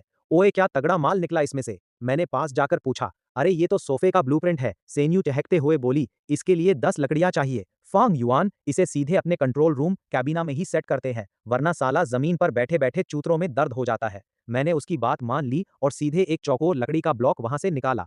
एक क्लिक करते ही वो जो ड्राइविंग क्यूब फिट किया था उसने अपने आप 2 मीटर स्क्वायर का एक ट्रांसपेरेंट शील्ड कवच तैयार कर दिया। भाई कंट्रोल रूम से बाहर का नजारा कतई गदर दिख रहा था। अरे फांग युआन भाई, प्लीज एक बार मुझे भी ट्राई करने दो ना। सेन्यू एकदम उतावली होकर मेरा हाथ खींच खींच कर हिलाने लगी। इस ड्राइविंग क्यूब से पूरा का पूरा प्लेटफॉर्म हिलाया जा सकता था, जो साला किसी फ्लाइट सिम्युलेटर गेम खेलने से भी ज्यादा थ्रिलिंग था। पहले तो मैंने उसे फील दिलाने के लिए 10 मिनट तक ड्राइव करने दिया, फिर अपनी इन्वेंट्री से 10 यूनिट लकड़ी निकालकर फ्यूल ईंधन की तरह झोंक दी। हमारा प्लेटफॉर्म बादलों के उस चांदी जैसे समंदर में एकदम मक्खन की तरह तैरने लगा। अगली सुबह धूप सीधे हमारे मुंह पर पड़ी और हमारी आंख खुल गई। हमने फटाफट भेड़ियों के मीट के 2-4 बाइट्स मुंह में ठूंसे और प्लेटफॉर्म का स्टीयरिंग संभालकर बादलों वाले आइलैंड्स की तलाश में निकल पड़े। भाई, हाथ में स्टीयरिंग आने से ढूंढने की स्पीड कम से कम 3 गुना बढ़ गई थी। हम ढूंढ ही रहे थे कि अचानक हमारी तरफ तैरता हुआ एक और प्लेटफॉर्म आया, जो कोई 10 मीटर स्क्वायर से बड़ा था।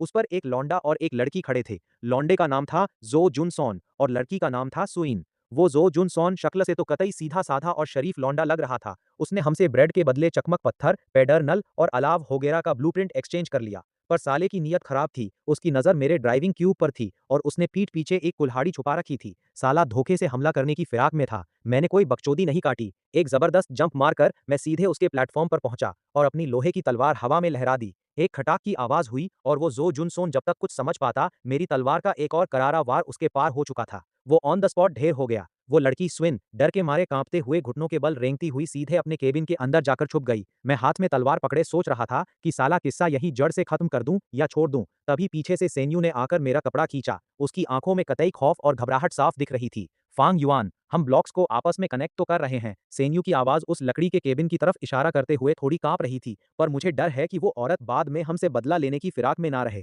और अगर उसने चैट चैनल पर हमारे खिलाफ जहर उगल दिया और किसी तगड़े गैंग को हमारी तरफ अट्रैक्ट कर लिया तो हम क्या करेंगे। भाई, मुझे बहुत डर लग रहा है। कसम से मुझे मानना पड़ेगा कि ये बंदी भले ही डरपोक है पर दूर की कौड़ी लाती है, सोचती एकदम सॉलिड है। ये दुनिया साला एक कुरुक्षेत्र बन चुकी थी। वो स्विन केबिन के अंदर से अभी भी रहम की भीख मांगने की कोशिश कर रही थी। मेरी आंखें एकदम ठंडी हो गईं। मैंने उसे दोबारा मुंह खोलने का मौका ही नहीं दिया। अपनी तलवार उठाई और दे मारा। किस्सा जड़ से खत्म। डिंग, आपने प्लेयर स्विन का गेम बजा दिया है। Attribute points +5। भाई साहब, इस राउंड में तो छप्पर फाड़ के माल मिला था। हमारा इलाका बढ़कर सीधा 60 मीटर स्क्वायर से ऊपर हो गया और साथ ही 4 मीटर स्क्वायर का एक बना बनाया लकड़ी का केबिन मुफ्त में हाथ लग गया। जो ब्लूप्रिंट अभी मिला था उसका इस्तेमाल करके मैंने केबिन के अंदर एक लकड़ी का टब क्यूबो तैयार किया। रात को भाई कतई झमाझम बारिश होने लगी। हमने जलते हुए अलाव की रोशनी में उस लकड़ी के टब में बढ़िया गर्म पानी किया और मस्त होकर नहाए। लगे हाथ हमने हरी सीप का मीट कार्ने दे अल्मेजा वेर्दे भी सेंक लिया। दबाकर खाया पिया और कतई अफलातून तृप्ति मिली। दिन के टाइम हम उस ड्राइविंग क्यूब का इस्तेमाल करके दनादन मॉन्स्टर्स को पेलते रहे। इतना माल इकट्ठा हो गया था कि साला रखने की जगह नहीं बच रही थी। ऊपर से हमें एक लोहे की गेंती का ब्लूप्रिंट भी मिल गया। मैंने पिछले वाले 10 एट्रीब्यूट पॉइंट्स सीधे अपने अटैक में जोड़ दिए, पर सिस्टम ने बता दिया कि बॉस, आप नए खिलाड़ियों की मैक्सिमम लिमिट यानी 30 पॉइंट्स पर पहुंच चुके हो। इसलिए मैंने बाकी बचे 2 पॉइंट्स अपनी डिफेंस में डाल दिए। अब मेरी डिफेंस बढ़कर 23 हो चुकी थी। इधर चैट चैनल पर सारे लौंडे इसी बात की बकचोदी काट रहे थे कि प्लेयर्स को मार मार कर एट्रीब्यूट पॉइंट्स लूटने का क्या सीक्रेट है। मैं उन पागलों जैसे कमेंट्स को देख रहा था और साला मेरे दिल में एक सिहरन सी दौड़ गई। ठीक उसी मोड़ पर सेन्यू ने कांपती उंगली से सामने की तरफ इशारा किया।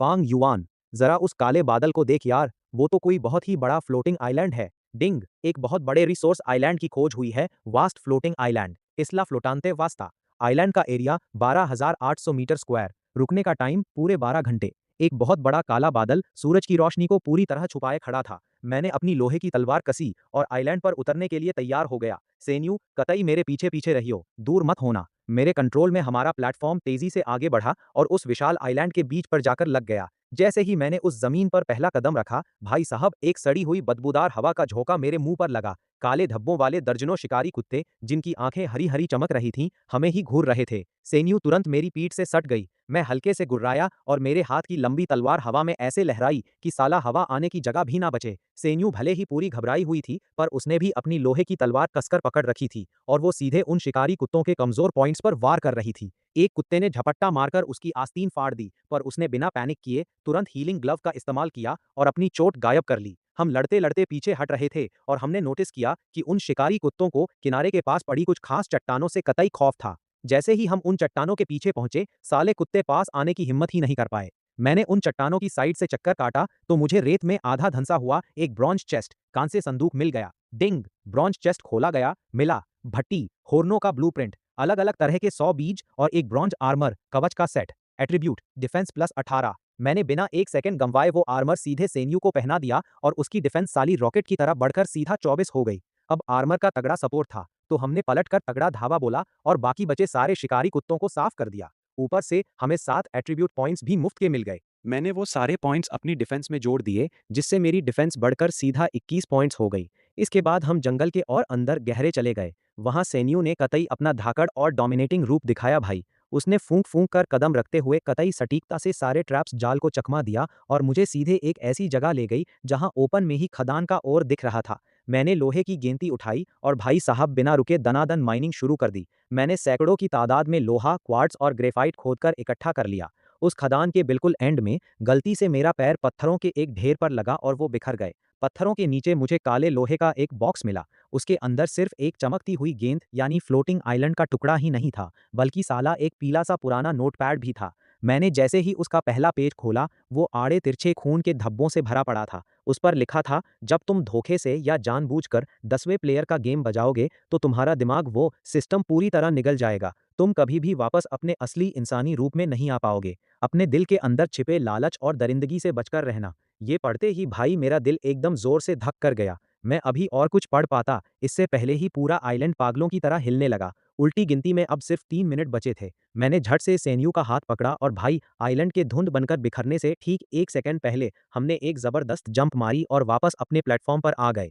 पीछे छूटते उस हरे आइलैंड को देखते हुए मैंने उस फ्लोटिंग आइलैंड के टुकड़े को कसकर भींच लिया। इस दुनिया का असली सच तो साला अब धीरे धीरे सामने आ रहा था। मैं और सेन्यू उस खदान के गहरे कोने में दुबक कर बैठ गए। वो पीला नोटपैड मेरे हाथ में कतई जलते हुए कोयले जैसा लग रहा था। उसे कसकर पकड़ने की वजह से मेरी उंगलियों के पोर सफ़ेद पड़ चुके थे। उसमें जो कुछ लिखा था उसने भाई मेरी रूह कंपा दी थी। मैं तो साला अब तक यही सोच रहा था कि ये एक सिंपल सर्वाइवल गेम है। बादलों में कटिया डालो, माल निकालो, घर बनाओ और बस टिके रहो। पर उस नोटपैड ने साफ कर दिया था कि 10वें प्लेयर को मारते ही बंदा इंसान नहीं, कुछ और ही बन जाता है। उस आइलैंड पर जो पागलों की तरह दहाड़ रहे थे, जो कच्चा मांस और खून चबा रहे थे, वो साले सब के सब प्लेयर्स ही थे जो अब मॉन्स्टर्स में बदल चुके थे। और यहाँ से निकलने का इकलौता रास्ता था वो ट्रिपल एस रैंक वाला टैलेंट। मैंने मुड़कर सेन्यू की तरफ देखा। वो बेचारी सहमी हुई अपनी ही हथेली को कतई खौफनाक नजरों से घूर रही थी। उसका ब्लॉक रीऑर्गेनाइजेशन वाला टैलेंट। पूरे सर्वर में इकलौता वही ट्रिपल एस टैलेंट था।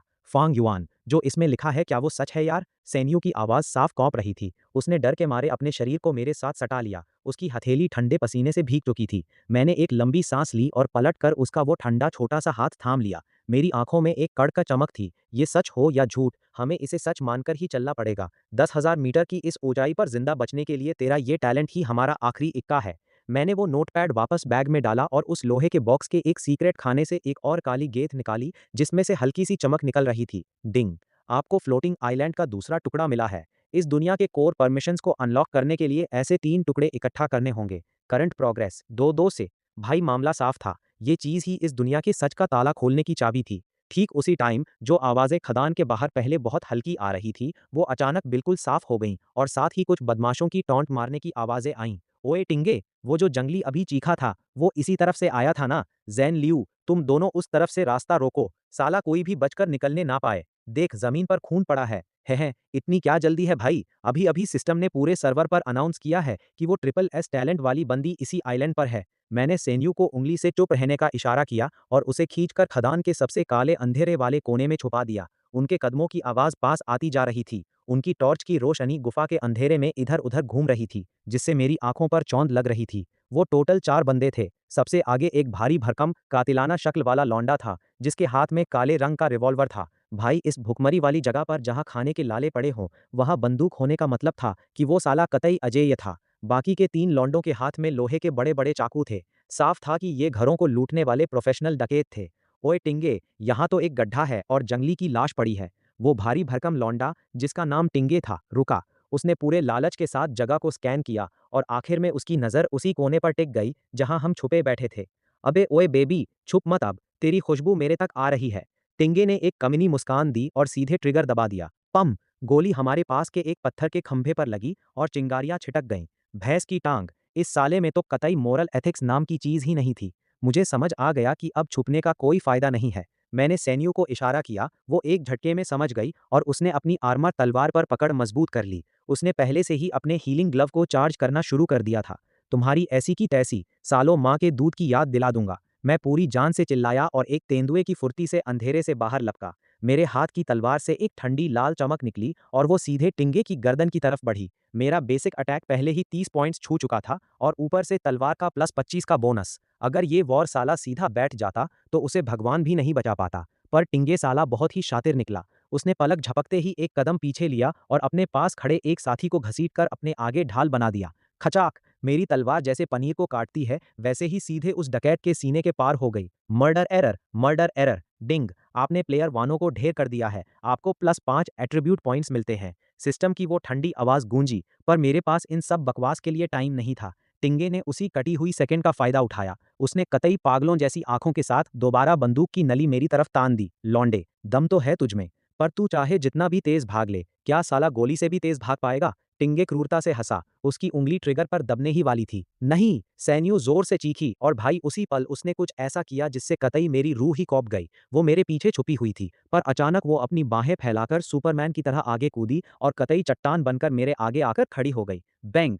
एक और कान फाड़ देने वाला धमाका हुआ। मुझे लगा जैसे साला पूरी दुनिया में कतई सन्नाटा छा गया हो। बस खून का एक गर्म छींटा मेरे मुंह पर आकर लगा, जिसकी गर्माहट में मौत का खौफ साफ महसूस हो रहा था। गोली सीधे सेन्यू के पार निकल गई थी। उसके कंधे पर जो ब्रॉन्ज आर्मर कवच था, उस पर गोली का इतना भयंकर इम्पैक्ट असर हुआ कि साला खून का फव्वारा छूट पड़ा। वो जोर से पीछे की तरफ फिकाई और मुझसे बुरी तरह टकराकर नीचे फिसलती चली गई। वो सीधे सूखी खदान की चट्टान पर जा गिरी और वहां कतई खून का तालाब बन गया। डिंग! आपकी पार्टनर सेन्यू को गोली लगी है। हेल्थ 45, अलर्ट, प्लेयर क्रिटिकल, मरणासन्न कंडीशन में जा चुका है। सेन्यू! मेरा दिमाग कतई सुन्न हो गया और मैंने अपना आपा पूरी तरह खो दिया। उसका वो सफेद पड़ा चेहरा और जख्म से दनादन बहता खून देखकर मेरे अंदर का बारूद कतई फट गया भाई। वो जो एक दरिंदगी और आक्रामकता मेरे खून में दबी पड़ी थी ना, जब से मैंने पहले प्लेयर का गेम बजाया था, वो अब मेरी पूरी बॉडी पर हावी हो चुकी थी। सालो, तुम्हारी पूरी खानदान की बलि चढ़ा दूंगा आज। मेरी आंखें इतनी लाल हो चुकी थीं जैसे अभी खून टपक पड़ेगा। गुस्से के मारे मेरी एक-एक मांसपेशी पागलों की तरह कांप रही थी।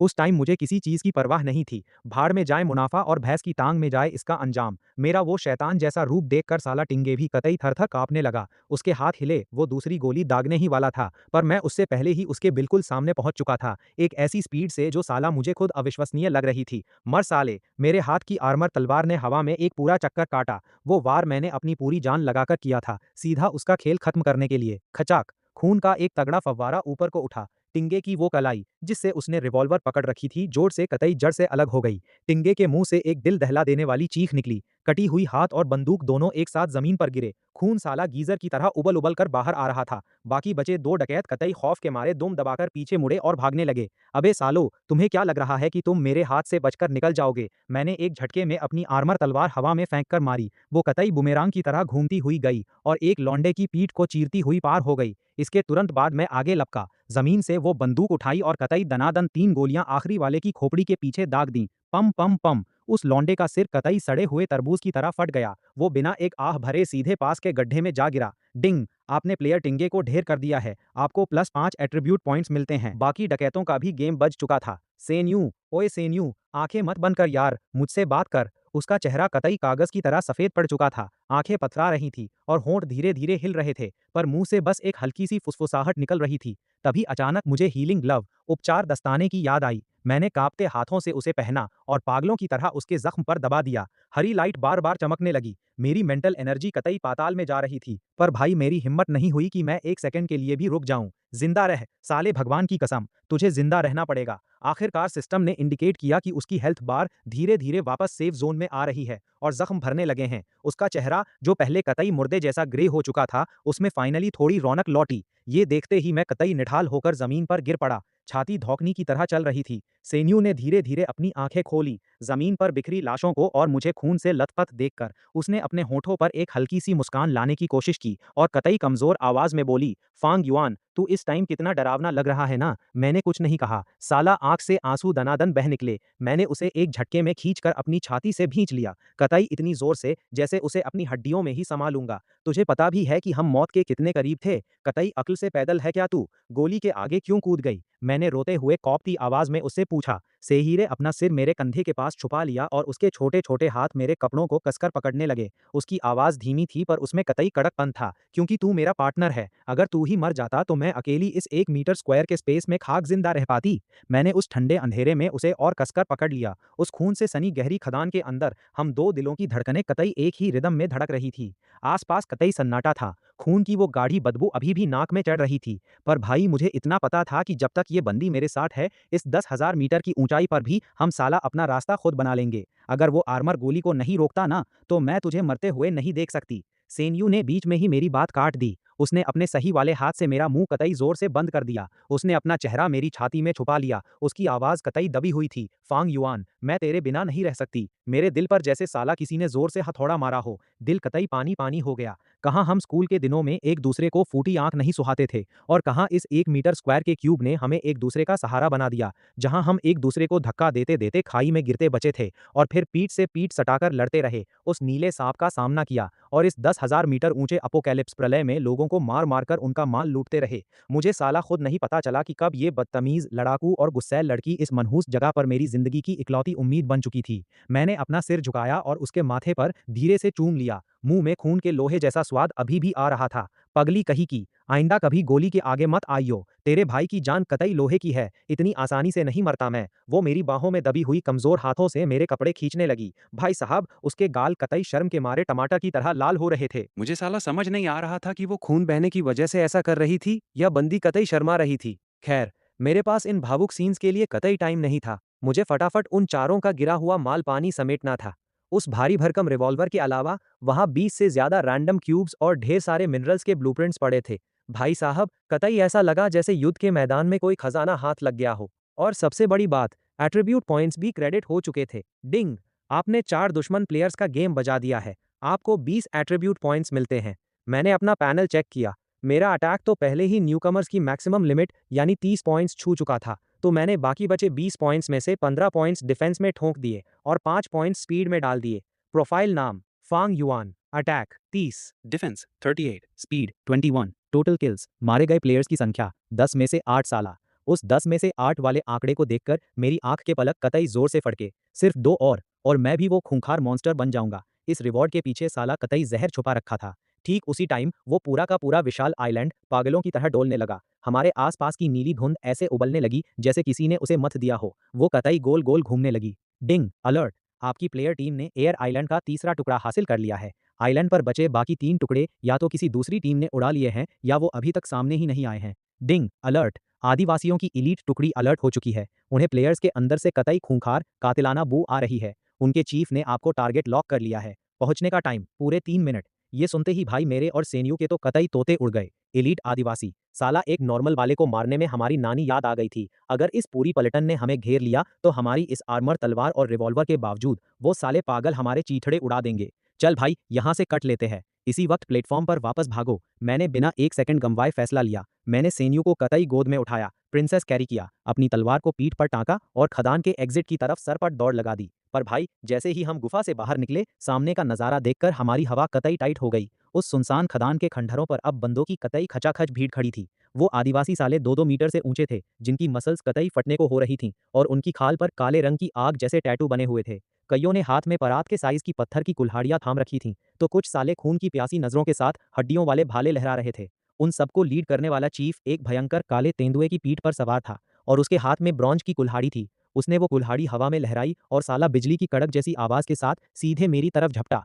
धत तेरे की, हम तो चारों तरफ से घिर चुके थे। मैंने सेनियो को अपने पीछे किया और एक हाथ से वो माल में मिली भारी रिवॉल्वर तान दी। मैंने उसका सेफ्टी लॉक खोला। कसम से, जरूरत से ज्यादा टेंशन की वजह से मेरी उंगलियां थोड़ी कांप रही थीं। नीचे जाने वाले रास्ते को कम से कम 100 एलिट आदिवासियों ने ऐसे ब्लॉक कर रखा था कि साला सुई घुसने की जगह भी नहीं थी। ठीक उसी नाजुक मोड़ पर सेनियो ने मेरा हाथ पकड़ा। भले ही उसका चेहरा कतई सफेद पड़ चुका था, पर उसकी खूबसूरत आंखों में एक कड़क और आर पार वाली जिद चमक रही थी। फांग युआन, एक बार मेरे पर भरोसा रख भाई, सब के सब नीचे झुक जाओ। उसकी बात खत्म होते ही उसका सीधा हाथ कतई जोर से जमीन पर जा लगा। Triple S rank talent, block duplication full power पर एक्टिवेटेड। डिंग! प्लेयर सेन्यू ने अपना ट्रिपल एस टैलेंट एक्टिवेट कर दिया है। भाई साहब, एक पल में हमारे पैरों के नीचे की बजरी कतई जिंदा हो उठी। जमीन से ऐसी दहाड़ निकली कि साला दांत किटकिटा जाएं। हमारे आसपास के वो पुराने टूटे हुए पत्थर के खंभे जैसे किसी मिलिट्री कमांडर का ऑर्डर सुन रहे हों, पागलों की तरह हमारे आगे आकर जुटने लगे, कंप्रेस होने लगे और अपनी शेप बदलने लगे। सिर्फ 5 सेकंड के अंदर जमीन फाड़कर 5 मीटर से ऊंची और 3 मीटर चौड़ी पत्थर की एक कतई सॉलिड दीवार खड़ी हो गई।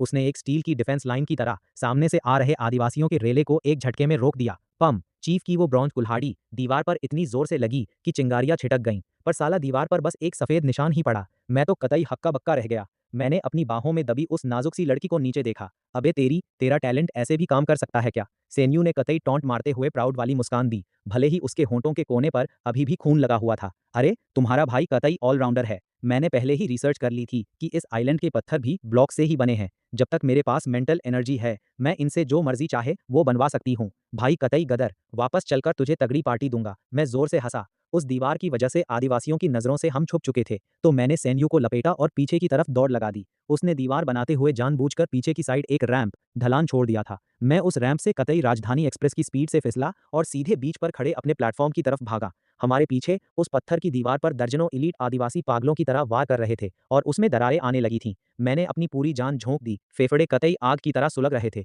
आखिरकार आदिवासियों के दीवार तोड़ने से ठीक 1 सेकंड पहले मैं सैन्यू को साथ लेकर एक मछली की तरह जंप मारकर सीधे अपने क्लाउड ओसिस पर जा गिरा। मैंने कंट्रोल रूम में पहुंचकर कतई फुल एक्सीलेटर दबाया, पैडल पर पैर जमाया और स्टीयरिंग व्हील को पूरा घुमा दिया। वो ड्राइविंग क्यूब उसी टाइम एक्टिवेट हो गया। प्लेटफॉर्म के पिछले हिस्से से एक सफेद फ्लैश निकला और वो हमें लेकर सीधे बादलों के उस अनंत समंदर में उड़ चला। मैंने मुड़कर किनारे पर खड़े उन आदिवासियों को देखा जो गुस्से में दहाड़ रहे थे, पर अब साले हवा में कुल्हाड़ियां भांजने के अलावा कुछ नहीं कर सकते थे।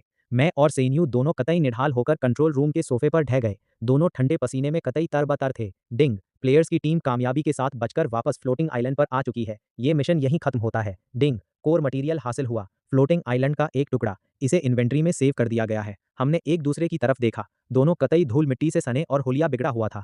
अचानक हम दोनों अपनी हंसी रोक ही नहीं पाए और कतई ठहाके मारकर हंसने लगे। हंसते हंसते उसने मुझे कतई कसकर गले लगा लिया। वो पूरी की पूरी मुझसे चिपक गई थी। फांग युआन, हम एक बार फिर जिंदा बच गए ना यार। जब तक तू वो जंगली मॉन्स्टर नहीं बनता, हम ऐसे ही मजे से जीते रहेंगे। मैंने हौसले के साथ उसकी पीठ थपथपाई, पर भाई मेरे दिमाग में वही किल्स वाला आंकड़ा घूम रहा था। 10 में से 8। सिर पर लटकी मौत की इस तलवार का जुगाड़ देर सवेर तो करना ही पड़ना था। एक सेफ रूट पर आने के बाद मैंने इस मिशन से लूटे हुए माल को सहेजना शुरू किया। उस रिवॉल्वर, आइलैंड के टुकड़े और बेसिक मिनरल्स के अलावा जो सबसे धाकड़ चीज हाथ लगी थी, वो था ऑटोमेटिक वाटर कंडेंसेशन टॉवर का ब्लूप्रिंट। भाई ये उस सिंपल कंडेंसर से 100 गुना बेहतर था जिसे मैंने पहले कॉपी किया था। ये ना सिर्फ दबाकर पानी बनाता था, बल्कि गंदगी को भी अपने आप फिल्टर कर देता था। मैंने वो सारे 20 से ज्यादा रैंडम ब्लॉक्स सैन्यू के हवाले कर दिए। उसने एक लंबी सांस ली, अपना छोटा सा हाथ हवा में लहराया और पूरे प्लेटफॉर्म पर एक नजर दौड़ाई। हमारा वो पुराना 200 मीटर स्क्वायर से बड़ा ओएसिस एक बार फिर फैलने लगा। जमीन में हलचल हुई, उसके किनारे बाहर की तरफ खिंचने लगे और देखते ही देखते वो 230 मीटर स्क्वायर को भी पार कर गया। भले ही उसके रीऑर्गेनाइजेशन से प्लेटफॉर्म पर पहले ही एक छोटा सा इकोसिस्टम चालू हो चुका था, पर हमारी उस पुरानी विला कोठी को इस बार मेटल और पत्थरों से कतई कंक्रीट का किला बना दिया गया था। अब हमारा ये प्लेटफॉर्म इस ऊंचे आसमान में इकलौती ऐसी पक्की जमीन बन चुका था जिसके पास अपनी डिफेंस, प्रोटेक्शन और धाकड़ हथियार थे। यहाँ तक कि उस छोटे तालाब में सेनयू ने कुछ छोटी मछलियों का भी जुगाड़ सेट कर दिया था। मैं विला के सामने वाले स्टेप्स, सीढ़ियों पर बैठ गया। हाथ में उस आर्मर तलवार को घुमाते हुए मुझे ऐसा लगा जैसे इन पिछले कुछ दिनों में जो कुछ भी हुआ वो कतई कोई सपना था। बचे हुए सामान से मैंने एक देसी बारबेक्यू तैयार किया और अलाव जला दिया। नीले भेड़िए का मीट आग पर कतई चरचराकर सिकने लगा और उसकी खुशबू ने 1 सेकंड में पूरे ओसिस को महका दिया। फाइनली भाई, हमने वो कच्चा मांस खाना छोड़ा और गर्मा गर्म पका हुआ खाना खाया। सेन नयू अब कतई साफ सुथरे कपड़े पहनकर आ चुकी थी। भले ही उसके कंधे पर अभी भी पट्टियां बंधी थीं, पर उसकी रंगत अब काफी सुधर चुकी थी। वो मेरे कंधे पर अपना सिर टिकाकर मजे से भुना हुआ मीट चबाने लगी और हम दोनों दूर फैले उस कभी न खत्म होने वाले आसमान को निहारने लगे।